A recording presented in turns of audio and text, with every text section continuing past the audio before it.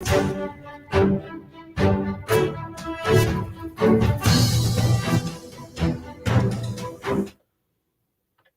ਸ਼੍ਰੀ ਅਕਾਲ। ਤੁਸੀਂ ਜੁੜੇ ਹੋਏ ਹੋ ਪੰਜਾਬੀ ਰੇਡੀਓ USA ਦੇ ਨਾਲ ਤੇ ਮੈਂ ਹਾਂ ਪ੍ਰਵੀਨ ਸ਼ਰਮਾ ਲੈ ਕੇ ਹਾਜ਼ਰ ਹਾਂ ਪ੍ਰੋਗਰਾਮ ਖਬਰ ਤੇ ਨਜ਼ਰ। ਅੱਜ ਸਾਲ 2022 ਦੀ 6 ਦਸੰਬਰ ਹੈ ਤੇ ਦਿਨ ਮੰਗਲਵਾਰ ਹੈ। ਖਬਰਾਂ ਤੇ ਚਰਚਾ ਕਰਨ ਦੇ ਲਈ ਮੇਰੇ ਨਾਲ ਜੁੜ ਚੁੱਕੇ ਨੇ ਪੰਜਾਬ ਤੋਂ ਪੱਤਰਕਾਰ ਮਿੰਟੂ ਗੁਰਸਰੀਆ ਜੀ। ਉਹਨਾਂ ਦਾ ਸਵਾਗਤ ਕਰਦੇ ਹਾਂ ਪਹਿਲਾਂ ਤੇ ਫਿਰ ਕਰਦੇ ਹਾਂ ਖਬਰਾਂ ਤੇ ਚਰਚਾ। ਮਿੰਟੂ ਸਤਿ ਸ਼੍ਰੀ ਅਕਾਲ ਜੀ, ਸਵਾਗਤ ਹੈ ਜੀ ਪੰਜਾਬੀ ਰੇਡੀਓ USA ਤੇ। ਜੀ ਸ਼ੁਕਰੀਆ ਸਾਰਿਆਂ ਨੂੰ, ਸਤਿ ਸ੍ਰੀ ਅਕਾਲ ਜੀ। ਖਬਰਾਂ ਦੇ ਵੱਲ ਵਧਣ ਤੋਂ ਪਹਿਲਾਂ ਅੱਗੇ ਵਧਣ ਤੋਂ ਪਹਿਲਾਂ ਪ੍ਰੋਗਰਾਮ ਦੇ ਵਿੱਚ ਧੰਨਵਾਦ ਕਰਦੇ ਚੱਲੀਏ ਸਪਾਂਸਰਸ ਦਾ, ਜਿਹੜੇ ਜ਼ਰੀਆ ਬਣਦੇ ਨੇ ਇਹਨਾਂ ਪ੍ਰੋਗਰਾਮਾਂ ਨੂੰ ਤੁਹਾਡੇ ਤੱਕ ਪਹੁੰਚਾਉਣ ਦੇ ਲਈ। ਖਾਲਸਾ ਇੰਸ਼ੋਰੈਂਸ ਏਜੰਸੀ ਵਾਲੇ ਪਿਛਲੇ ਕਈ ਦਹਾਕਿਆਂ ਤੋਂ ਇੰਸ਼ੋਰੈਂਸ ਦੇ ਵਿੱਚ ਸ਼ਾਨਦਾਰ ਸੇਵਾਵਾਂ ਦੇਣ ਦੇ ਲਈ ਜਾਣੇ ਜਾਂਦੇ ਨੇ। ਕਿਸੇ ਵੀ ਤਰ੍ਹਾਂ ਦੀ ਇੰਸ਼ੋਰੈਂਸ ਦੇ ਲਈ ਤੁਸੀਂ ਇਹਨਾਂ ਦੇ ਨਾਲ 408 272 2500 ਤੇ ਗੱਲ ਕਰ ਸਕਦੇ ਹੋ। ਟਰਕੀਆਨਾ ਇਮੀਗ੍ਰੇਸ਼ਨ ਲਾਅ ਫਰਮ ਵਾਲੇ, ਜੇ ਟਰਕੀਆਨਾ ਇਮੀਗ੍ਰੇਸ਼ਨ ਬਾਬਤ ਤੁਹਾਡਾ ਕੋਈ ਸਵਾਲ ਹੈ, ਕੋਈ ਸਲਾਹ ਕਰਨੀ ਹੈ ਤਾਂ ਟੌਰਨੀ ਟਰਕੀਆਨਾ ਦੇ ਨਾਲ ਤੁਸੀਂ 415 909 0503 ਤੇ ਗੱਲ ਕਰ ਸਕਦੇ ਹੋ। GK Dhanota Yuba City, Baljinder Singh Nijjar Woodland, Paramjit Kaur Rangi Vacaville, Harnek Singh Pabla Indian ਕੰਜ਼ੀਨੈਂਟਨ, Sarabjit Singh Shokar Turlock, GL new ਵਾਲੇ ਟਰੱਕ ਵਾਸ਼ ਕਰਦੇ ਨੇ, ਆਇਲ ਚੇਂਜ ਕਰਦੇ ਨੇ, ਏਅਰ ਬ੍ਰੇਕਾਂ ਦਾ ਕੰਮ ਤਸੱਲੀ ਬਖਸ਼ ਕਰਵਾ ਸਕਦੇ ਹੋ। ਨਵੇਂ ਪੁਰਾਣੇ ਟਾਇਰ ਵੀ ਇਹਨਾਂ ਤੋਂ ਮਿਲਦੇ ਨੇ। ਲੋਕੇਸ਼ਨ ਆ ਸੈਂਤਾ ਨੀਲਾ ਦੀ ਨਿਮਾ ਸੋਤਾ ਦੇ ਨਾਲ ਗੱਲ ਕੀਤੀ ਜਾ ਸਕਦੀ ਹੈ 209 277 0113 ਤੇ ਜੱਸੀ ਗਿੱਲ ਬੇਕਰਸਫੀਲਡ ਤੋਂ। ਇਹਨਾਂ ਸਾਰੇ ਹੀ ਸਪਾਂਸਰਸ ਦਾ ਬਹੁਤ ਬਹੁਤ ਧੰਨਵਾਦ। ਤੇ ਜੇਕਰ ਤੁਸੀਂ ਵੀ ਕਿਸੇ ਪ੍ਰੋਗਰਾਮ ਨੂੰ ਸਪਾਂਸਰ ਕਰਨਾ ਚਾਹੁੰਦੇ ਹੋ ਤਾਂ ਸਟੂਡੀਓ ਦਾ ਨੰਬਰ ਹੈ 408 272 5200। ਮਿੰਟੂ ਜੀ, ਖਬਰਾਂ ਦੇ ਵੱਲ ਚੱਲ ਗਏ ਤੇ ਸ਼ੁਰੂਆਤ ਕਰੀਏ ਗੋਲਡੀ ਬਰਾੜ ਤੋਂ। ਹਲੇ ਤਸਵੀਰ ਧੁੰਦਲੀ ਹੈ, ਹਲੇ ਇਹ ਕਹਿਣਾ ਮੁਸ਼ਕਿਲ ਹੈ ਕਿ ਪ੍ਰਤੱਖ ਤੌਰ ਤੇ ਕਿਹੜੀ ਚੀਜ਼ ਸਹੀ ਹੈ। ਅਮਰੀਕਾ ਹੈ, ਯੂਰਪ ਹੈ, ਕਿੱਥੇ ਹੈ, ਪੰਜਾਬ ਸਰਕਾਰ ਕੋਲੇ ਕਿੰਨੀ ਕੁ ਉਹਦੇ ਬਾਬਤ ਜਾਣਕਾਰੀ ਹੈ। ਪਰ ਇੱਕ ਮੁੱਖ ਧਾਰਾ ਦਾ ਚੈਨਲ ਹਜੇ ਵੀ ਦਾਅਵਾ ਕਰਦਾ ਕਿ ਗੋਲਡੀ ਸ਼ਿਕੰਜੇ ਦੇ ਵਿੱਚ ਹੈ। ਬਿਲਕੁਲ ਜੀ, ਅੱਜ ਸਾਰਾ ਦਿਨ ਇਹ ਚੈਨਲ ਹੈ ਜਿਹੜਾ ਉਹ ਬਾਰ-ਬਾਰ ਇਹੀ ਖਬਰ ਚਲਾ ਰਿਹਾ ਹੈ ਕਿ ਦੇਖੋ FBI ਦੀ ਨਿਗਰਾਨੀ 'ਚ ਹੈ, ਉਹ 24 ਘੰਟੇ ਕਿਤੇ ਨਹੀਂ ਜਾ ਰਿਹਾ ਤੇ ਇਧਰੋਂ ਦਸਤਾਵੇਜ਼ ਜਿਹੜੇ ਆ ਉਹ ਅਮਰੀਕਾ ਦੇ ਨਾਲ ਸ਼ੇਅਰ ਕੀਤੇ ਜਾ ਰਹੇ ਆ ਤੇ ਉਸ ਤੋਂ ਬਾਅਦ ਉਹਨੂੰ ਇੱਧਰ ਲਿਆਉਣ ਦੀ ਪ੍ਰਕਿਰਿਆ ਜਿਹੜੀ ਉਹ ਆਰੰਭ ਦਿੱਤੀ ਜਾਏਗੀ। ਮਤਲਬ ਕਿ ਇੱਕ ਐਸਾ ਚੈਨਲ ਜਿਹੜਾ ਕਿ ਬਹੁਤ ਮੋਟੇ ਇਸ਼ਤਿਹਾਰ ਲੈ ਚੁੱਕਾ ਹੈ ਸਰਕਾਰ ਤੋਂ, ਜਾਂ ਇਹ ਜਦੋਂ ਆਪੋਜੀਸ਼ਨ 'ਚ ਸੀਗੇ ਉਦੋਂ ਵੀ ਕਾਰਪੋਰੇਟ ਘਰਾਣੇ ਦਾ ਚੈਨਲ ਪੰਜਾਬ ਦੇ ਵਿੱਚ ਪਿਛਲੇ 2-3 ਸਾਲਾਂ ਤੋਂ ਚੰਗੀ ਜੜ ਜਮਾਈ ਹੈ ਇਹਨਾਂ ਨੇ। ਤਾਂ ਇਹ ਅਕਸਰ ਹੀ ਇਸ ਤਰ੍ਹਾਂ ਕਰਦੇ ਆ, ਆਪਣੀ ਗੱਲ ਤੋਂ ਕਹੀ ਤੋਂ ਫਿਰ ਜਾਂਦੇ ਆ ਬੜੀ ਬੇਸ਼ਰਮੀ ਦੇ ਨਾਲ। ਫਿਰ ਉਸ ਤੋਂ ਬਾਅਦ ਫਿਰ ਜਦੋਂ ਕੋਈ ਨੈਰੇਟਿਵ ਬਣਾਉਣਾ ਹੁੰਦਾ ਤਾਂ ਉਦੋਂ ਲੱਗ ਪੈਂਦੇ ਆ। ਦੇਖੋ ਗੱਲ ਕੀ ਹੈ ਕਿ ਜਿਸ ਤਰ੍ਹਾਂ ਪੰਜਾਬ ਸਰਕਾਰ ਦੀ ਵਜ਼ੀਅਤ ਹੋਈ ਹੈ ਇਸ ਮਾਮਲੇ 'ਚ, ਤਾਂ ਹੁਣ ਇੱਕ ਸਰਕਾਰੀ ਚੈਨਲ ਜਿਹੜਾ ਇੱਕ ਤਰ੍ਹਾਂ ਨਾਲ ਬਣ ਗਿਆ ਹੋਵੇ, ਮਾਊਥ ਪੀਸ ਹੈ ਜਿਹੜਾ, ਤਾਂ ਉਹ ਤਾਂ ਹੁਣ ਕਹੇਗਾ ਹੀ ਕਹੇਗਾ। ਗੱਲ ਤੇ ਇਹ ਹੈ ਕਿ ਸਰਕਾਰ ਚੁੱਪ ਹੈ ਇਸ ਬਾਬਤ, ਸਰਕਾਰ ਤੇ ਕੁਛ ਨਹੀਂ ਕਹਿ ਰਹੀ। ਦੇਖੋ ਇਹ ਜਿਹੜੀਆਂ ਗੱਲਾਂ ਕਹਿ ਰਹੇ ਨੇ ਕਿ ਵੇਖੋ ਜੀ ਗੱਲ ਇਹ ਆ ਕਿ ਜਿਹੜਾ FBI ਨੇ ਦੇਣਾ ਹੁੰਦਾ ਉਹ ਸਾਡੀ ਜਿਹੜੀ ਹੁੰਦੀ ਐਮਬੈਸੀ ਉਹਨੂੰ, ਤੇ ਉਹਨੇ ਫਿਰ ਗਾਂ ਦੇਣਾ ਹੁੰਦਾ ਸਾਡਾ ਜਿਹੜਾ ਗ੍ਰਹਿ ਮੰਤਰਾਲਾ ਹੈ। ਤਾਂ ਬੰਦਾ ਪੁੱਛੇ ਕਿ ਗ੍ਰਹਿ ਮੰਤਰਾਲਾ ਫਿਰ ਕਿਉਂ ਨਹੀਂ ਬੋਲ ਰਿਹਾ ਇਸ ਬਾਬਤ? ਗ੍ਰਹਿ ਮੰਤਰਾਲਾ ਇੱਕ ਪੁਸ਼ਟੀ ਤੇ ਕਰ ਸਕਦਾ ਹੈ ਨਾ ਟਵੀਟ ਕਰਕੇ।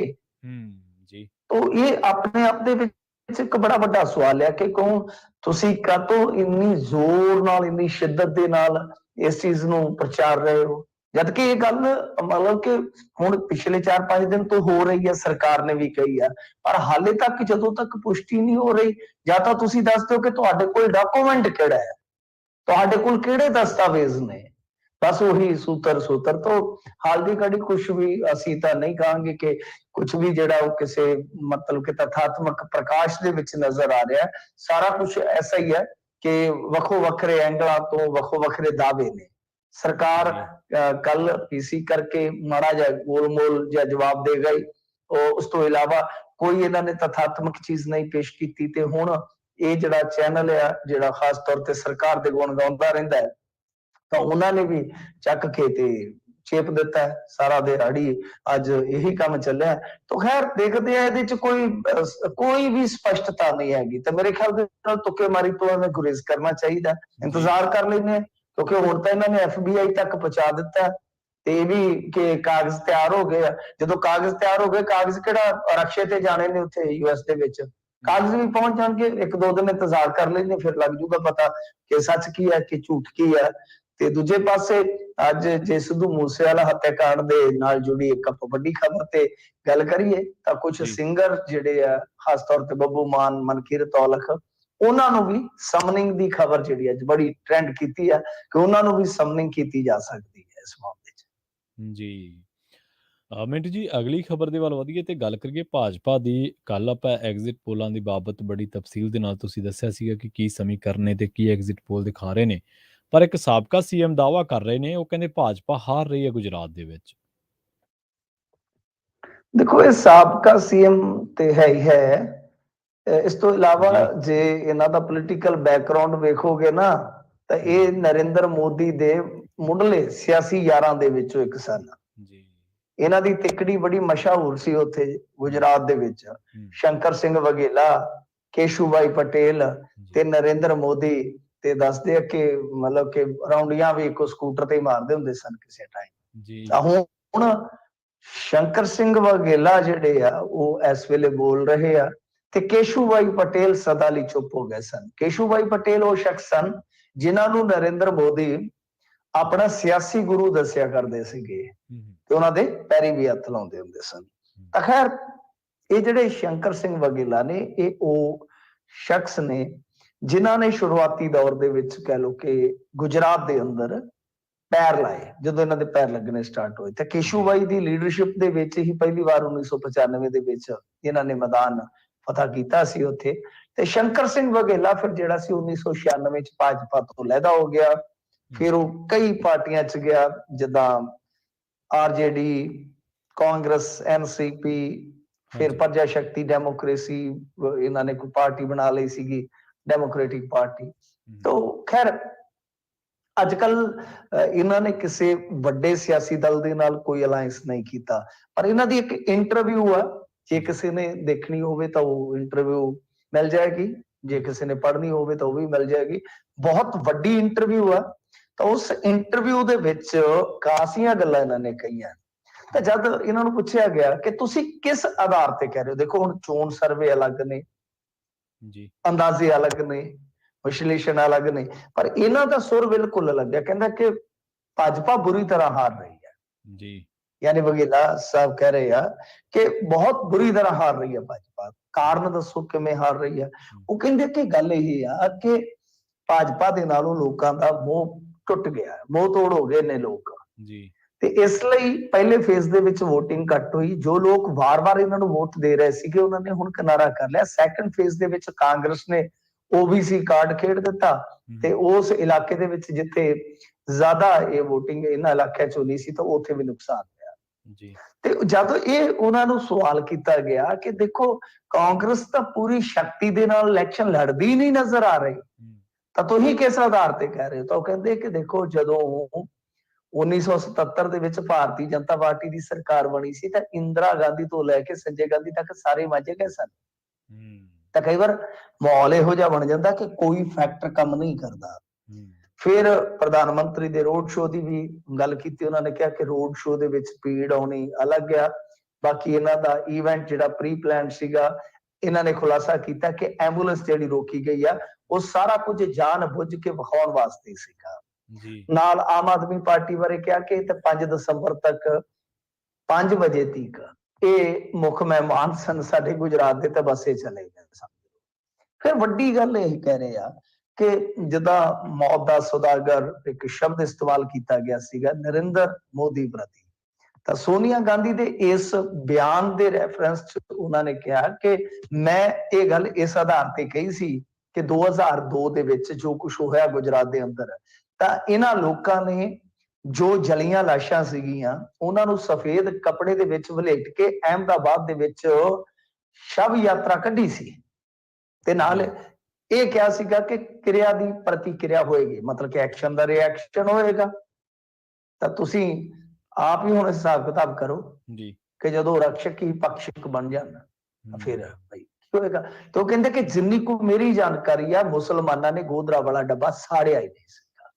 ਵੱਡੀ ਗੱਲ ਕਹੀ ਆ ਉਹਨਾਂ ਨੇ। ਜੀ ਜੀ ਨਾਲ ਇਹ ਕਿਹਾ ਕਿ ਅਮਿਤ ਸ਼ਾਹ ਦਾ ਜਿਹੜਾ ਬਿਆਨ ਹੁਣੇ ਆਇਆ, ਜਿਹਦੀ ਅਸੀਂ ਗੱਲ ਵੀ ਕੀਤੀ ਸੀਗੀ, ਤਾਂ ਬਈ ਇਹ ਜਿਹੜਾ 2002 ਦੇ ਵਿੱਚ ਉਹਨਾਂ ਸਬਕ ਸਿਖਾਉਣ ਵਾਲੀ ਗੱਲ ਕਹੀ ਹੈ, ਤਾਂ ਉਹ ਕਹਿੰਦੇ ਕਿ ਇਹਨਾਂ ਦੇ ਕੋਲ ਹੁਣ ਕੋਈ ਮੁੱਦਾ ਨਹੀਂ ਹੈ ਤੇ ਇਹ ਵੈਸੇ ਭਾਜਪਾ ਦੀ ਫਿਲਾਸਫੀ ਨਹੀਂ ਹੈ, ਕੋਰ ਫਿਲਾਸਫੀ ਨਹੀਂ ਹੈ, ਇਹ ਅੱਡ ਆਪਣੇ ਤੌਰ ਤੇ ਕੰਮ ਕਰ ਰਿਹਾ। ਇੱਕ ਵੱਡੀ ਗੱਲ ਉਹਨਾਂ ਨੇ ਹੋਰ ਕਹੀ ਆ, ਉਹ ਕਹਿੰਦੇ ਕਿ ਦੇਖੋ ਜਿਹੜੇ ਸੰਗੀ ਹੁੰਦੇ ਆ ਨਾ, ਕਿਉਂਕਿ ਆਰਐਸਐਸ ਦੇ ਵਿੱਚ ਬਹੁਤ ਲੰਮਾ ਸਮਾਂ ਕੰਮ ਕਰ ਚੁੱਕੇ ਨੇ, ਬਹੁਤ ਲੰਮਾ ਸਮਾਂ, ਠੀਕ ਹੈ। ਇਹ ਕਹਿੰਦੇ ਕਿ ਆਰਐਸਐਸ ਵਾਲਾ ਬੰਦਾ ਮਰ ਜਾਏਗਾ ਪਰ ਉਹ ਕਦੇ ਵੀ ਬਾਹਰ ਆ ਕੇ ਆਪਣੇ ਸੰਗਠਨ ਦਾ ਜਾਂ ਆਪਣੀ ਸਿਆਸੀ ਤਨਜ਼ੀਮ ਦਾ ਨੁਕਸਾਨ ਨਹੀਂ ਕਰੇਗਾ। ਸੋ ਜਿਹੜੀ ਗੱਲ ਰਹਿ ਗਈ ਬਈ ਅਡਵਾਨੀ ਸਾਹਿਬ ਦੀ, ਤੇ ਉਹ ਕਹਿੰਦੇ ਕਿ ਮੈਂ ਅਡਵਾਨੀ ਨੂੰ ਮਿਲਣ ਗਿਆ ਸਾਂ, ਅਡਵਾਨੀ ਨੂੰ ਮੈਂ ਮਿਲਣ ਗਿਆ ਸੀਗਾ ਤੇ ਉੱਥੇ ਅਡਵਾਨੀ ਜਿਹੜੇ ਸੀਗੇ ਉਹ ਕਹਿੰਦੇ ਕਿ ਮੇਰੇ ਨਾਲ ਹੱਥ ਮਿਲਾ ਕੇ ਮੇਰਾ ਹੱਥ ਕੁੱਟ ਕੇ ਰੋਣ ਲੱਗ ਪਏ ਜੀ। ਕਹਿੰਦੇ ਕਿ ਇਹਨਾਂ ਨੇ ਇਸਤੇਮਾਲ ਕਰਕੇ ਸੁੱਟ ਦਿੱਤਾ ਹੈ ਤੇ ਕਹਿੰਦੇ ਕਿ ਉਹਨਾਂ ਨੂੰ ਵੇਖ ਕੇ ਪੀੜਾ ਦਾ ਅਹਿਸਾਸ ਹੁੰਦਾ। ਕਾਫੀ ਖੁਲਾਸੇ ਕਰ ਦਿੱਤੇ ਇਹਨਾਂ ਨੇ ਇਸ ਇੰਟਰਵਿਊ ਦੇ ਵਿੱਚ, ਖਾਸੀ ਲੰਬੀ ਇੰਟਰਵਿਊ ਆ ਪਰ ਮੈਂ ਸੰਖੇਪ ਦੇ ਵਿੱਚ ਜੋ ਉਹਦੀਆਂ ਮੁੱਖ ਗੱਲਾਂ ਨੇ ਉਹ ਤੁਹਾਡੇ ਰੂਬਰੂ ਕੀਤੀਆਂ। ਤਾਂ ਇਹਦੇ ਵਿੱਚ ਕਾਫੀ ਵੱਡੇ ਖੁਲਾਸੇ ਨੇ, ਮਤਲਬ ਕਿ ਸਭ ਤੋਂ ਵੱਡਾ ਤਾਂ ਚਲੋ ਹੁਣ ਦੂਜੀਆਂ ਗੱਲਾਂ ਤੇ ਪਾਸੇ ਰਹਿਣ ਦਈਏ, ਜੇ ਇਲੈਕਸ਼ਨ ਦੇ ਲਿਹਾਜ਼ ਨਾਲ ਦੇਖੀਏ ਤਾਂ ਉਹ ਤਾਂ ਮੰਨ ਰਹੇ ਆ। ਹੁਣ ਦੇਖੋ ਆਪਾਂ ਇਹਨਾਂ ਦੀ ਵੀ ਗੱਲ, ਜਿਵੇਂ ਹੁਣ ਚੋਣ ਸਰਵੇ ਆ ਜਾਂ ਇੱਕ ਆਪਣਾ ਅੰਦਾਜ਼ਾ ਆਪਦਾ ਹੁੰਦਾ, ਉਹ ਸਾਰੀਆਂ ਚੀਜ਼ਾਂ ਇੱਕ ਅਲੱਗ ਪਾਸੇ ਆ। ਪਰ ਜਿਹੜਾ ਬੰਦਾ ਇੰਨੇ ਲੰਮੇ ਸਮੇਂ ਤੋਂ ਸਿਆਸਤ ਦੇ ਵਿੱਚ ਆ, ਉੱਥੇ ਵਿਚਰਦਾ ਆ, ਇੰਨਾ ਵੱਡਾ ਤਜਰਬਾ ਹੈ, ਸੰਘ ਦਾ ਤਜਰਬਾ, ਸਾਰਾ ਕੁਛ ਆ, ਉਹਦੀ ਗੱਲ ਵੀ ਆਪਾਂ ਰੱਦ ਨਹੀਂ ਕਰ ਸਕਦੇ। ਤਾਂ ਮਤਲਬ ਕਿ ਜਿਹੜੀ ਇਹ ਫਿਰ ਗੱਲ ਕਹਿ ਰਹੇ ਆ, ਜੇ ਮੰਨ ਲਓ ਇਹ ਸੱਚ ਹੋ ਜਾਂਦੀ ਆ ਤਾਂ ਇਹਦਾ ਮਤਲਬ ਕਿ ਕਾਂਗਰਸ ਸਰਕਾਰ ਬਣਾਉਣ ਜਾ ਰਹੀ ਹੈ ਤੇ, ਕਿਉਂਕਿ ਆਮ ਆਦਮੀ ਪਾਰਟੀ ਨੂੰ ਤਾਂ ਉਹਨਾਂ ਨੇ ਕਹਿ ਦਿੱਤਾ ਕਿ ਤਾਂ ਮਹਿਮਾਨ ਸਨ 5 ਤਰੀਕ ਸ਼ਾਮੀ 5 ਵਜੇ ਤੱਕ। ਤੇ ਨਾਲ ਵੱਡੀ ਗੱਲ ਉਹਨਾਂ ਨੇ ਕਹੀ ਹੈ, ਉਹ ਕਹਿੰਦੇ ਕਿ ਕੇਜਰੀਵਾਲ ਦਾ ਪਰਿਵਾਰਕ ਬੈਕਗ੍ਰਾਉਂਡ ਆਰਐਸਐਸ ਦਾ ਹੈ। ਮੇਰੇ ਨਾਲ ਕਰਾਓ ਗੱਲ ਜੀ। ਅੱਛਾ, ਉਹ ਕਹਿੰਦੇ ਕਿ ਪੰਜਾਬ ਤੇ ਦਿੱਲੀ 'ਚ ਰਲ ਕੇ ਗੇਮ ਖੇਡੀ ਗਈ ਆ। ਤਾਂ ਬਹੁਤ ਵੱਡੇ ਖੁਲਾਸੇ ਨੇ, ਮੈਂ ਜਿੱਦਾਂ ਕਿਹਾ ਤਾਂ ਉਹਨਾਂ ਨੇ ਕਿਹਾ ਕਿ ਬਈ ਇਹ ਤਾਂ ਮਹਿਮਾਨ ਸਨ, ਆਪਦਾ ਕੰਮ ਕਰਕੇ ਚਲੇ ਨੇ। ਤਾਂ ਇਹਦਾ ਅਰਥ ਕੀ ਹੈ ਕਿ ਉਹ ਕਿਤੇ ਨਾ ਕਿਤੇ ਫਿਰ ਕਾਂਗਰਸ ਦੀ ਸਰਕਾਰ ਆਪਣੀ ਜਿਹੜੀ ਉਹਦੀ ਕਿਆਫੇਬਾਜ਼ੀ ਹੈ ਤਾਂ ਸਾਰੀ ਮਤਲਬ ਕਿ ਗੱਲਬਾਤ ਦੀ, ਤਾਂ ਉਹ ਇਹੀ ਕੱਢ ਰਹੇ ਨੇ ਕਿ ਹਾਂ ਬਈ ਕਾਂਗਰਸ ਦੀ ਸਰਕਾਰ ਆ ਰਹੀ ਹੈ। ਤੇ ਜੇ ਕਾਂਗਰਸ ਦੀ ਸਰਕਾਰ ਆ ਰਹੀ ਹੈ ਫਿਰ ਤਾਂ ਜਿਵੇਂ ਦਾ ਗਜ਼ਬ ਹੋਏਗਾ, ਗਜ਼ਬ ਹੋ ਜਾਏਗਾ ਫਿਰ ਤਾਂ ਜੀ। ਦੇਖਦੇ ਹਾਂ, ਰੌਚਕ ਚੀਜ਼ਾਂ ਸਾਹਮਣੇ ਆ ਰਹੀਆਂ ਨੇ। ਇਹ ਤਾਂ ਹੁਣ ਮਿੰਟੂ ਜੀ ਜਦੋਂ ਨਤੀਜਾ ਹੈ ਉਹਦੀ ਸਾਫ਼ ਹੋਣਾ ਕਿ ਕਿਹਦੀ ਸਰਕਾਰ ਬਣ ਰਹੀ ਹੈ। ਅਗਲੀ ਖਬਰ ਦੇ ਵੱਲ ਵਧੀਏ ਮਿੰਟੂ ਜੀ, ਤੇ ਗੱਲ ਕਰੀਏ ਭੱਜ ਨੱਠ ਦੀ। ਲੀਡਰਾਂ ਨੂੰ, ਸਰਕਾਰੀ ਅਫਸਰਾਂ ਨੂੰ, ਸਾਬਕਾ ASI ਨੂੰ ਕਾਫੀ ਪਈ ਹੈ ਕਿਉਂਕਿ ਏਜੰਸੀਆਂ ਐਕਟਿਵ ਨੇ, ਕਿਤੇ ਕਿਧਰੇ ਕੇਂਦਰੀ ਏਜੰਸੀਆਂ ਤੇ ਕਿਧਰੇ ਪੰਜਾਬ ਦੀਆਂ ਵਿਜੀਲੈਂਸ ਵਰਗੀਆਂ ਏਜੰਸੀਆਂ। ਪਰ ਸਿੰਜਾਈ ਘੁਟਾਲੇ ਬਾਬਤ ਖਬਰ ਇਹ ਆ ਰਹੀ ਹੈ ਕਿ ਸਾਬਕਾ IAS ਨੂੰ ਵੱਡੀ ਰਾਹਤ ਮਿਲ ਗਈ। ਹਾਂਜੀ, ਦੇਖੋ ਇਹ ਸਰਵੇਸ਼ ਕੌਸ਼ਲ ਵੀ ਗਏ ਸਨ ਹਾਈ ਕੋਰਟ ਦੇ ਵਿੱਚ, ਤਾਂ ਇਹਨਾਂ ਦੇ ਖਿਲਾਫ ਜਿਹੜਾ ਲੁੱਕਆਊਟ ਸਰਕੂਲਰ ਜਿਹਨੂੰ LOC ਕਹਿੰਦੇ ਨੇ, ਉਹ ਜਿਹੜਾ ਜਾਰੀ ਹੋਇਆ ਹੋਇਆ ਸੀਗਾ ਤਾਂ ਉਹਦੇ ਤੇ ਰੋਕ ਲਾ ਦਿੱਤੀ ਹੈ। ਤਾਂ ਰੋਕ ਲੱਗਣ ਦਾ ਮਤਲਬ ਹੈ ਕਿ ਇਹਨਾਂ ਨੂੰ ਖਾਸੀ ਵੱਡੀ ਜਿਹੜੀ ਰਾਹਤ ਹੈ ਉਹ ਇੱਕ ਵਾਰੀ ਮਿਲ ਗਈ। ਹਾਲਾਂਕਿ ਇਸ ਤੋਂ ਪਹਿਲਾਂ ਵੀ ਆਪਾਂ ਦੇਖਿਆ ਇੱਕ ਸਾਬਕਾ IAS ਜਿਹੜੇ ਸੀਗੇ ਉਹ ਵੀ ਗਏ ਸੀਗੇ ਕੋਰਟ ਦੇ ਵਿੱਚ, ਉਹਨਾਂ ਨੂੰ ਵੀ ਰਾਹਤ ਮਿਲ ਗਈ ਆ। ਤਾਂ ਦੇਖੋ ਗੱਲ ਕੀ ਹੈ ਕਿ ਮੈਨੂੰ ਸਮਝ ਨਹੀਂ ਆ ਰਹੀ ਕਿ ਇਹ ਏਡਾ ਵੱਡਾ ਜੇ ਕੇਸ ਸੀ, ਏਡਾ ਵੱਡਾ ਸਕੈਮ ਸੀ, ਤਾਂ ਇਹਨੂੰ ਘੱਟੇ ਕੌਡੀਆਂ ਕਿਉਂ ਰੋਲਿਆ ਜਾ ਰਿਹਾ। ਬਹੁਤ ਵੱਡੇ ਪ੍ਰਸ਼ਨ ਨੇ ਵੈਸੇ ਭਗਵੰਤ ਮਾਨ ਸਰਕਾਰ ਤੇ ਵੀ। ਪਹਿਲੀ ਗੱਲ ਤੇ ਇਹ ਹੈ ਕਿ ਤੁਸੀਂ ਦੇਖੋ ਲੁੱਕਆਊਟ ਸਰਕੂਲਰ ਜਾਰੀ ਕਰ ਰਹੇ ਨੇ। ਅੱਜ ਇੱਕ ਖਬਰ ਮੈਂ ਪੜ੍ਹ ਰਿਹਾ ਸੀਗਾ ਕਿ ਹਰਦਿਆਲ ਕੰਬੋਜ ਜਿਹੜੇ ਕਿ ਸਾਬਕਾ ਵਿਧਾਇਕ ਨੇ, ਉਹਨਾਂ ਦੇ ਖਿਲਾਫ LOC ਜਾਰੀ ਕਰ ਦਿੱਤੀ ਹੈ। ਤਾਂ ਕਮਾਲ ਦੀ ਗੱਲ ਹੈ ਕਿ ਉਹਨਾਂ ਬਾਰੇ ਖਬਰਾਂ ਲੱਗੀਆਂ ਹੋਈਆਂ ਨੇ ਕਿ ਉਹ ਤਾਂ ਪਹਿਲੇ ਵਿਦੇਸ਼ ਦੇ ਵਿੱਚ ਆ, ਜਦ ਕਿ ਉਹਨਾਂ ਤੇ ਪਰਚਾ ਜਿਹੜਾ ਹੈ ਉਹ ਕਈ ਹਫ਼ਤੇ ਪਹਿਲਾਂ ਦਾ ਹੋਇਆ ਹੋਇਆ ਤੇ ਇਹ ਹੁਣ ਲੁੱਕਆਊਟ ਸਰਕੂਲਰ ਜਾਰੀ ਕਰ ਰਿਹਾ। ਦੂਜੀ ਗੱਲ ਜਿਹੜੀ ਇਹ ਸਿੰਜਾਈ ਘੁਟਾਲੇ ਨਾਲ ਜੁੜੀ ਹੈ, ਤਾਂ ਸਿੰਜਾਈ ਘੁਟਾਲੇ ਦੇ ਵਿੱਚ ਏਡੀ ਕੱਚੀ ਖੇਡ ਕਿਉਂ ਖੇਡ ਰਹੀ ਹੈ ਸਰਕਾਰ। ਦੇਖੋ, ਜਦੋਂ ਤੁਸੀਂ ਕੋਰਟ ਦੇ ਵਿੱਚ ਚਾਰਜਸ਼ੀਟ ਫਾਈਲ ਕਰ ਦਿੱਤੀ, ਕੋਰਟ ਦੇ ਵਿੱਚ ਚਾਰਜਸ਼ੀਟ ਫਾਈਲ ਕੀਤੀ, ਚਾਰਜਸ਼ੀਟ ਦਾ ਮਤਲਬ ਕਿ ਦੋਸ਼ ਪੱਤਰ, ਜਦ ਤੁਸੀਂ ਦੋਸ਼ ਪੱਤਰ ਦਾਖਲ ਕਰ ਦਿੱਤਾ, ਕਿਸੇ ਦਾ ਕੋਈ ਨਾਮ ਲਿਆ ਜਾਂ ਨਹੀਂ ਲਿਆ, ਉਹਦੇ ਵਿੱਚ ਸਾਰਾ ਕੁਝ ਤੁਸੀਂ ਕਰ ਦਿੱਤਾ। ਫਿਰ ਜਦੋਂ ਤੁਸੀਂ ਇਸ ਤਰ੍ਹਾਂ ਦੀ ਇਨਵੈਸਟੀਗੇਸ਼ਨ ਸ਼ੁਰੂ ਕਰੋਗੇ ਕਿ ਹਾਂਜੀ ਅਸੀਂ ਫਲਾਣੇ ਨੂੰ ਵੀ ਬੁਲਾਉਣਾ, ਫਲਾਣੇ ਨੂੰ ਵੀ ਬੁਲਾਉਣਾ ਆ ਜੀ, ਤਾਂ ਫਿਰ ਉਹ ਤਾਂ ਕੋਰਟ ਦੇ ਵਿੱਚ ਜਾ ਕੇ ਇਸ ਨੂੰ ਗਰਾਊਂਡ ਬਣਾਏਗਾ ਨਾ, ਇਸ ਨੂੰ ਆਧਾਰ ਬਣਾਏਗਾ ਜੀ ਕਿ ਜਦ ਚਾਰਜ ਸ਼ੀਟ ਫਾਈਲ ਹੋ ਗਈ, ਸਾਰੀ ਇਨਵੈਸਟੀਗੇਸ਼ਨ ਤਾਂ ਇੱਕ ਤਰ੍ਹਾਂ ਨਾਲ ਹੋ ਚੁੱਕੀ ਹੈ, ਸਾਡਾ ਜਦੋਂ ਨਾਂ ਹੀ ਨਹੀਂ ਹੈ, ਇਹ ਹੁਣ ਧੱਕੇ ਨਾਲ ਹੀ ਨਾਂ ਪਾਉਣ ਨੂੰ ਫਿਰਦੇ ਨੇ। ਤੋ ਇਹਨਾਂ ਚੀਜ਼ਾਂ ਦਾ ਲਾਹਾ ਮਿਲਦਾ ਹੁੰਦਾ ਹਮੇਸ਼ਾ ਜਾ ਕੇ ਵੱਡੀਆਂ ਕੋਰਟਾਂ ਦੇ ਵਿੱਚ। ਛੋਟੀਆਂ ਕੋਰਟਾਂ ਤੇ ਚਲੋ ਹਾਈ ਪ੍ਰੋਫਾਈਲ ਮਾਮਲੇ ਵੇਖ ਕੇ ਉਦਾਂ ਹੀ ਕਿਤੇ ਨਾ ਕਿਤੇ ਕਹਿ ਲਓ ਕਿ ਪਾਸੇ ਨਿਕਲ ਜਾਂਦੀਆਂ ਕਿ ਅਸੀਂ ਕੀ ਲੈਣਾ, ਇਹਨਾਂ ਨੂੰ ਜਾਣ ਦਿਓ ਕਿ ਆਪੇ ਕੋਰਟ ਵੇਖੇਗੀ ਉਤਲੇ। ਤੋਂ ਗੱਲ ਇਹ ਆ ਕਿ ਏਡਾ ਵੱਡਾ ਜੇ ਸਕੈਮ ਸੀਗਾ ਤਾਂ ਏਡੀ ਕੱਚੀ ਜਾਂਚ ਪੜਤਾਲ ਕਿਉਂ ਕੀਤੀ ਜਾ ਰਹੀ ਹੈ, ਜਿਹਦੇ ਨਾਲ ਹੁਣ ਜਾ ਕੇ ਜਿਹੜੀਆਂ ਰਾਹਤਾਂ ਮਿਲ ਰਹੀਆਂ ਨੇ ਉਹ ਅੱਗੇ ਜਾ ਕੇ ਕਿਤੇ ਨਾ ਕਿਤੇ ਫਿਰ ਪ੍ਰਭਾਵਸ਼ਾਲੀ ਰਹਿਣਗੀਆਂ ਨਾ ਕੇਸ ਦੇ ਮੁਤਲਕ। तो इस करके काफी बड़ा सवाल विजिलेंस की अप्रोच ते आउंदा है कि ये कोई प्रोफेशनलिज्म वाली कोई गल नजर नहीं आ रही कि इस मामले दे विच कोर्ट दे अंदर जाके जदों चैलेंज कीता जा रहा तुहाडे नोटिसां नूं जां तुहाडीआं कार्रवाईआं नूं, तां कोर्ट जिहड़े बंदिआं नूं तुसीं दोषी मन के चल रहे जे उन्हां नूं राहत मिल दे रही है, तां राहत उन्हां नूं मिल रही है तां केस कमजोर हो रहा है। ਇਹ ਬਹੁਤ ਵੱਡੀ ਗੱਲ ਆ। ਤਾਂ ਖੈਰ ਇਹ ਦੇਖਦੇ ਆ ਹੁਣ ਕੀ ਅੱਗੇ ਹੁੰਦਾ ਇਸ ਮਾਮਲੇ ਦੇ ਵਿੱਚ। ਵੈਸੇ ਅੱਜ ਸੋਨੀ ਨੂੰ ਵੀ ਬੁਲਾਇਆ ਸੀਗਾ ਵਿਜੀਲੈਂਸ ਨੇ, ਉਹ ਤੇ ਆਇਆ ਨਹੀਂ, ਆਪਦੇ ਭਤੀਜੇ ਹੱਥ ਸੁਨੇਹਾ ਕੱਲ ਦਿੱਤਾ ਕਿ ਚਾਚੂ ਠੀਕ ਨਹੀਂ ਹੈ, ਫੇਰ ਆਉਣਗੇ ਕਦੇ। ਤੇ ਇਸ ਤਰ੍ਹਾਂ ਮਤਲਬ ਕਿ ਚੱਲੀ ਜਾਂਦਾ। ਬ੍ਰਹਮਿੰਦਰਾ ਬਾਰੇ ਵੀ ਰਿਪੋਰਟ ਆ ਕਿ ਉਹ ਵੀ ਬਹੁਤ ਜਲਦੀ ਵਿਜੀਲੈਂਸ ਦੇ ਕੋਲ ਪਹੁੰਚਣਗੇ। ਇਸ ਤਰ੍ਹਾਂ ਬਹੁਤ ਸਾਰਿਆਂ ਦੀ ਹੈਗੀ ਆ। ਤਾਂ ਉਹ ਬਰਿੰਦਰਮੀਤ ਪਾੜਾ ਉਹ ਤਾਂ ਤਲਬ ਕਰ ਲਿਆ ਤੇ ਉਹਦੇ ਸਲੂਟ ਦੀ ਬੜੀ ਅੱਜ ਕੱਲ ਚਰਚਾ ਚੱਲ ਰਹੀ ਹੈ ਕਿ ਜਦੋਂ ਗਿਆ ਇੱਕ ਡੀਐਸਪੀ ਨੇ ਸਲੂਟ ਮਾਰ ਦਿੱਤਾ। ਇਹ ਸਾਰਾ ਕੁਝ ਚੱਲ ਰਿਹਾ। ਸਾਧੂ ਸਿੰਘ ਧਰਮਸੋਤ ਤੇ ਵੀ ਕੇਸ ਚਲਾਉਣ ਬਾਰੇ ਸਰਕਾਰ ਨੇ ਜੋ ਰਸਮ ਦੇ ਪੂਰੀ ਕਰਨੀ ਸੀ, ਪ੍ਰਵਾਨਗੀ ਦੇਣ ਵਾਲੀ, ਉਹ ਪੂਰੀ ਕਰ ਦਿੱਤੀ ਹੈ। ਪਰ ਮੈਂ ਜਿਹੜੀ ਗੱਲ ਕਹਿ ਰਿਹਾ ਕਿ ਮਹੱਤਵਪੂਰਨ ਕੁਝ ਮਾਮਲੇ ਨੇ, ਜਿੱਦਾਂ ਇੱਕ ਰਾਣੋ ਡਰੱਗ ਰੈਕਟ, ਉਹਦੇ ਵਿੱਚ ਅਫਸਰਾਂ ਤੇ ਰਸੂਖਦਾਰਾਂ ਦਾ ਨਾਂ ਆ, ਤੁਸੀਂ ਉਹ ਵੀ ਛੱਡ ਦਿੱਤਾ। ਇਸ ਤੋਂ ਇਲਾਵਾ ਜਿਹੜੇ ਕਾਂਗਰਸੀ ਪ੍ਰਧਾਨ ਸੀ, ਤੁਹਾਡੇ ਟਰਾਂਸਪੋਰਟ ਮਿਨਿਸਟਰ ਨੇ ਕਿਹਾ ਸੀਗਾ ਕਿ ਸਾਡੇ ਕੋਲ ਬਹੁਤ ਕੁਝ ਆ, ਅਸੀਂ ਜਾਣਕਾਰੀ ਇਕੱਠੀ ਕਰਕੇ ਇਸ ਤੋਂ ਬਾਅਦ ਇਨਕੁਆਇਰੀ ਖੋਲਾਂਗੇ। ਅੱਜ ਕਿੱਥੇ ਗਈ? ਤਾਂ ਇਸੇ ਤਰ੍ਹਾਂ ਸਿੰਜਾਈ ਘੁਟਾਲੇ ਦਾ ਵੀ ਮਸਲਾ ਕੁਝ ਇਸੇ ਕਿਸਮ ਦਾ ਹੈ ਕਿ ਰੌਲਾ ਬਹੁਤ ਪਿਆ ਸੀ, ਪਰ ਹੁਣ ਇਹ ਕਹਾਣੀ ਜਿਹੜੀ ਉਹ ਕੱਚੀ ਨਿਕਲ ਰਹੀ ਹੈ ਅੱਗੇ ਜਾ ਕੇ। ਤਾਂ ਦੇਖੋ ਅੱਗੇ ਕੀ ਬਣਦਾ। ਪਰ ਮੈਂ ਸਮਝਦਾ ਕਿ ਕਾਫੀ ਲਾਹਾ ਮਿਲ ਗਿਆ, ਜਿਨ੍ਹਾਂ ਨੂੰ ਵੀ ਮਿਲਣਾ ਸੀ ਕਾਫੀ ਲਾਹਾ ਮਿਲ ਗਿਆ। ਅਗਲੀ ਗੱਲ ਕਰੀਏ ਮਿੰਟੂ ਜੀ ਕਾਂਗਰਸ ਦੀ। ਸੁਖਜਿੰਦਰ ਰੰਧਾਵਾ ਮੁੱਖ ਮੰਤਰੀ ਬਣਦੇ ਤਾਂ ਇੱਥੇ ਰਹਿ ਗਏ, ਪਰ ਰਾਜਸਥਾਨ ਦੇ ਵਿੱਚ ਸੁਣਦੇ ਆ ਵੀ ਵੱਡੀ ਜ਼ਿੰਮੇਵਾਰੀ ਮਿਲ ਗਈ ਹੈ। ਦੇਖੋ ਇਹਨਾਂ ਨੂੰ ਨਾਮ ਹੀ ਇਸੇ ਗੱਲ ਦਾ ਮਿਲਿਆ ਹੈ ਨਾ ਜੀ, ਇਹਨਾਂ ਨੂੰ ਜਿਹੜਾ ਰਿਵਾਰਡ ਆ ਉਹ ਇਸੇ ਗੱਲ ਦੇ ਤੇ ਮਿਲਿਆ ਕਿ ਜਿੱਦ ਛੱਡੋ, ਜਿੱਦ ਨਾਲ ਮਸਲੇ ਵਿਗੜ ਜਾਂਦੇ ਨੇ ਤੇ ਰਜ਼ਾਮੰਦੀ ਕਰ ਲੋ, ਨਿਬੜ ਜਾਂਦੇ ਨੇ ਜੀ। ਤਾਂ ਉਦਾਂ ਇਹ ਜਦੋਂ ਜਿੱਦਬਾਜ਼ੀ ਚ ਪੈ ਗਏ ਸੀ, 5-7 ਬੰਦੇ ਤੇ ਉੱਥੇ ਲੜੀ ਪਏ ਆਪਸ ਦੇ ਵਿੱਚ। ਇਹ ਮੈਂ ਬੰਨਾ ਮੁੱਖ ਮੰਤਰੀ, ਮੈਂ ਬੰਨਾ ਮੁੱਖ ਮੰਤਰੀ, ਕੋਈ ਕਹਿੰਦਾ ਮੈਂ ਬੰਨਾ ਮੁੱਖ ਮੰਤਰੀ। ਉਸ ਮੈਂ ਦੀ ਲੜਾਈ ਦੇ ਵਿੱਚ ਫਿਰ ਤੁਹਾਨੂੰ ਪਤਾ ਹੀ ਹੈ ਜੋ ਹੋਇਆ। ਤਾਂ ਮਸਲਾ ਇਹ ਸੀਗਾ ਕਿ ਉਸ ਵੇਲੇ ਇਹਨਾਂ ਦੀ ਜਿਹੜੀ ਜਿੱਦ ਛੁਡਾਈ ਗਈ ਸੀਗੀ ਤਾਂ ਉਹਦੇ ਬਦਲੇ ਕੁਛ ਨਾ ਕੁਛ ਇਹਨਾਂ ਨੂੰ ਦੇਣਾ ਬਣਦਾ ਸੀਗਾ। ਤਾਂ ਹੁਣ ਇਹਨਾਂ ਨੂੰ ਬਣਾ ਦਿੱਤਾ ਗਿਆ ਰਾਜਸਥਾਨ ਦਾ ਇੰਚਾਰਜ। ਤਾਂ ਇਹ ਰਾਜਸਥਾਨ ਦੇ ਵਿੱਚ ਜਾਣਗੇ ਤੇ ਉੱਥੇ ਇਹ ਇੰਚਾਰਜ ਦੇ ਤੌਰ ਤੇ ਵਿਚਰਨਗੇ। ਪਰ ਕਮਾਲ ਦੀ ਗੱਲ ਇਹ ਆ ਕਿ ਇੱਥੇ ਜਿਵੇਂ ਭੱਠਾ ਬਿਠਾ ਕੇ ਹੁਣ ਬੈਠੇ ਆ ਚੁੱਪ ਕਰਕੇ, ਢਿੱਲੇ ਜੇ ਬੁੱਲ ਕਰਕੇ, ਉਸੇ ਤਰ੍ਹਾਂ ਦੇ ਹਾਲਾਤ ਉੱਥੇ ਵੀ ਆ ਰਾਜਸਥਾਨ ਦੇ ਵਿੱਚ। ਅੱਛਾ, ਤੇ ਜਿਹੜੇ ਇੱਥੋਂ ਦੇ ਹਾਲਾਤ ਬਣੇ ਆ, ਕੁਝ ਕਾਂਗਰਸੀ ਤੇ ਰਾਜਸਥਾਨ ਚੋਂ ਆਏ ਇੰਚਾਰਜ ਤੇ ਸਾਰਾ ਠੀਕਰਾ ਭੰਨਦੇ ਕਿ ਉਹਨੇ ਬੇੜਾ ਧੋ ਕੇ ਰੱਖ ਦਿੱਤਾ। ਇਤਫਾਕ ਵੇਖੋ ਕਿ ਹੁਣ ਇਹ ਰਾਜਸਥਾਨ ਚ ਜਾ ਰਹੇ ਨੇ। ਤਾਂ ਖੈਰ ਇਹ ਤਾਂ ਦੇਖੋ ਪਾਰਟੀ ਪੱਧਰ ਤੇ ਫੈਸਲੇ ਹੁੰਦੇ ਨੇ। ਆਪਾਂ ਤੁਸੀਂ ਇਹਨਾਂ ਮਾਮਲਿਆਂ ਚ ਕੋਈ ਬਹੁਤਾ ਕੁਛ ਨਹੀਂ ਕਰ ਸਕਦੇ, ਪਰ ਉੱਥੇ ਹਾਲਾਤ ਜਿਹੜੇ ਆ ਉਹ ਐਸੇ ਨਹੀਂ ਹੈ ਕਿ ਜਾ ਕੇ ਠੀਕ ਹੈ ਸਰਕਾਰ ਚੱਲਦੀ ਹੈ ਨਜ਼ਾਰੇ ਲਓ। ਤੁਸੀਂ ਇੰਚਾਰਜ ਦਾ ਮਤਲਬ ਇਹੀ ਹੁੰਦਾ ਜ਼ਿਆਦਾਤਰ, ਸਰਕਾਰ ਹੁੰਦੀ ਹੈ, ਤੁਸੀਂ ਸੰਗਠਨ ਦੇ ਕੰਮ ਕਰ ਦੇਖਣੇ ਆ, ਉਹਦੇ ਬਦਲੇ ਹਰੀਸ਼ ਰਾਵਤ ਜਿਵੇਂ ਨਾਲ ਲਿਆ ਕੇ ਤੇ ਇੱਥੇ 10-15 ਬਿਠਾ ਦਿੰਦਾ ਹੁੰਦਾ ਸੀਗਾ, ਇਹ ਮੇਰਾ ਸਟਾਫ ਆ, ਤੇ ਮੁੜ ਕੇ ਬੰਨ ਕੇ ਜੁਲੀ ਬਿਸਤਰਾ ਨਿਕਲ ਜਾਂਦਾ ਸੀਗਾ ਜਦੋਂ ਜੀ ਕਰਦਾ ਸੀਗਾ ਵੀ ਘਰੇ ਚੱਲਿਆ। ਤੇ ਇਹ ਜਦੋਂ ਕਹਿੰਦੇ ਸੀ ਕਿ ਫੇਰ ਅੰਕਲ ਲੜ ਪਏ ਅਸੀਂ, ਤੇ ਫੇਰ ਉਹ ਕਹਿੰਦਾ ਜਹਾਜ਼ ਘੱਲ ਦਿਓ ਤੇ ਮੈਂ ਆ ਜਾਣਾ।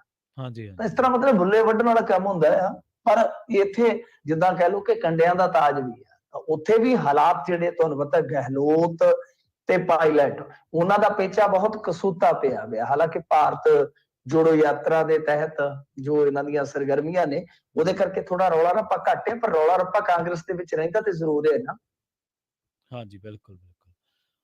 ਅਗਲੀ ਖਬਰ ਦੇ ਵੱਲ ਵਧੀਆ ਮਿੰਟ ਜੀ। ਤੇ ਲੰਘੇ ਦਿਨਾਂ ਦੇ ਵਿੱਚ ਇਹ ਚਰਚਾ ਬੜੀ ਰਹੀ ਵੀ ਕਾਂਗਰਸ ਪ੍ਰਧਾਨ ਰਾਜਾ ਵੜਿੰਗ ਨੇ ਦੋਸ਼ ਲਾਏ ਸਨ ਕਮਲਜੀਤ ਬਰਾੜ ਨੇ ਕਿ ਉਹਨੇ ਕਰੋੜਾਂ ਰੁਪਏ ਲਏ ਮੂਸੇਵਾਲੇ ਤੋਂ ਟਿਕਟ ਦੇ ਬਦਲੇ, ਪਰ ਹੁਣ ਮੂਸੇਵਾਲਾ ਦੇ ਪਿਤਾ ਨੇ ਇਸ ਮਸਲੇ ਦੇ ਵਿੱਚ ਚੁੱਪ ਤੋੜੀ ਹੈ ਜੀ। ਨਹੀਂ ਦੇਖੋ, ਦੋਸ਼ ਗੱਲ ਕੀ ਹੈ, ਉਹਦਾ ਵੀ ਮਸਲਾ ਮੈਂ ਦੱਸ ਦਿੰਦਾ ਕਿ ਇਹਨਾਂ ਦਾ ਮਸਲਾ ਕੁਝ ਪਰਸਨਲ ਵੀ ਹੈ ਜੀ। ਕਾਂਗਰਸ ਦੇ ਅੰਦਰ ਪਰਸਨਲ ਲੜਾਈਆਂ ਬਹੁਤ ਹੁੰਦੀਆਂ ਨੇ। ਕਮਲਜੀਤ ਤੇ ਰਾਜਾ ਵੜਿੰਗ ਦੀ ਨਹੀਂ ਸੱਥਰੀ ਬੈਠੀ, ਸਿੱਧੀ ਗੱਲ ਆ। ਤਾਂ ਕਮਲਜੀਤ ਨੂੰ ਜਿਵੇਂ ਮੌਕਾ ਮਿਲਿਆ, ਕਮਲਜੀਤ ਨੇ ਫਿਰ ਠੋਕ ਕੇ ਗੱਲ ਕਹੀ। ਗੱਲ ਕਹਿਣ ਚ ਉਹਦੀ ਪੇਸ਼ਕਾਰੀ, ਉਹਦਾ ਅੰਦਾਜ਼, ਉਹਦੀ ਦਲੇਰੀ, ਉਹਦੀ ਵਿਭਾਗਤਾ ਉਹ ਰਾਜਾ ਵੜਿੰਗ ਤੋਂ ਘੱਟ ਨਹੀਂ ਹੈਗੀ ਜਿਵੇਂ ਰਾਜਾ ਵੜਿੰਗ ਆ ਗੱਲ ਕਹਿੰਦਾ। ਤਾਂ ਕਮਲਜੀਤ ਦੀ ਗੱਲ ਜਿਹੜੀ ਹੈ, ਤੁਹਾਨੂੰ ਪਤਾ ਹੀ ਹੈ ਇਸ ਵੇਲੇ ਅਮਰਤਪਾਲ ਸਿੰਘ ਦਾ ਉਬਾਰ, ਸਮਰਥਨ, ਉਹ ਸਾਰੀਆਂ ਚੀਜ਼ਾਂ ਉਹਨੇ ਬਹੁਤ ਅੱਛੇ ਤਰੀਕੇ ਨਾਲ, ਇੱਕ ਸੂਝਵਾਨੀ ਤਰੀਕੇ ਦੇ ਨਾਲ ਆਪਣੀ ਗੱਲ ਜਿਹੜੀ ਹੈ ਉਹ ਐਸੀ ਰੱਖੀ ਕਿ ਪੂਰੀ ਭਮੀਰੀ ਘੁੰਮ ਗਈ ਸੋਸ਼ਲ ਮੀਡੀਆ ਤੇ। ਅੱਜ ਕੱਲ ਚਾਹੀਦਾ ਕੀ ਹੈ ਬੰਦੇ ਨੂੰ? ਸੋਸ਼ਲ ਮੀਡੀਆ ਤੇ ਸਮਰਥਨ। ਜੀ ਜੀ। ਤਾਂ ਬੱਲੇ ਹੀ ਬੱਲੇ ਆ। ਤਾਂ ਇਹ ਮਤਲਬ ਕਿ ਹੈ ਤੇ ਆਪਣੇ ਹੀ ਇਹਨਾਂ ਦੇ, ਉਹ ਤਾਂ ਸਾਰਿਆਂ ਨੂੰ ਪਤਾ ਹੈ ਕਿ ਰਾਜਾ ਵੜਿੰਗ ਕੀ ਕਰ ਰਿਹਾ ਹੈ। ਤੇ ਦੂਜੇ ਪਾਸੇ ਰਾਜਾ ਵੜਿੰਗ ਇਹੋ ਜਿਹਾ ਪ੍ਰਧਾਨ ਆ ਕਿ ਹਰਦਿਆਲ ਕੰਬੋਜ ਦੀ ਗੱਲ ਕੀਤੀ ਆਪਾਂ, ਇੱਕ ਪਾਸੇ ਹਰਦਿਆਲ ਨੂੰ ਪਰਚੇ ਚ ਪਾਇਆ ਗਿਆ ਤੇ ਇਹਨੇ ਚੱਕ ਕੇ ਰਾਜਾ ਵੜਿੰਗ ਨੇ, ਪ੍ਰਧਾਨ ਨੇ 24 ਨਵੰਬਰ ਨੂੰ ਹਰਦਿਆਲ ਨੂੰ ਜਿਹੜੀ ਲੁਧਿਆਣਾ ਨਿਗਮ ਦੀ ਕਮੇਟੀ ਸੀਗੀ ਕਾਂਗਰਸ ਦੀ, ਉਹਦੇ ਵਿੱਚ ਪਾਤਾ।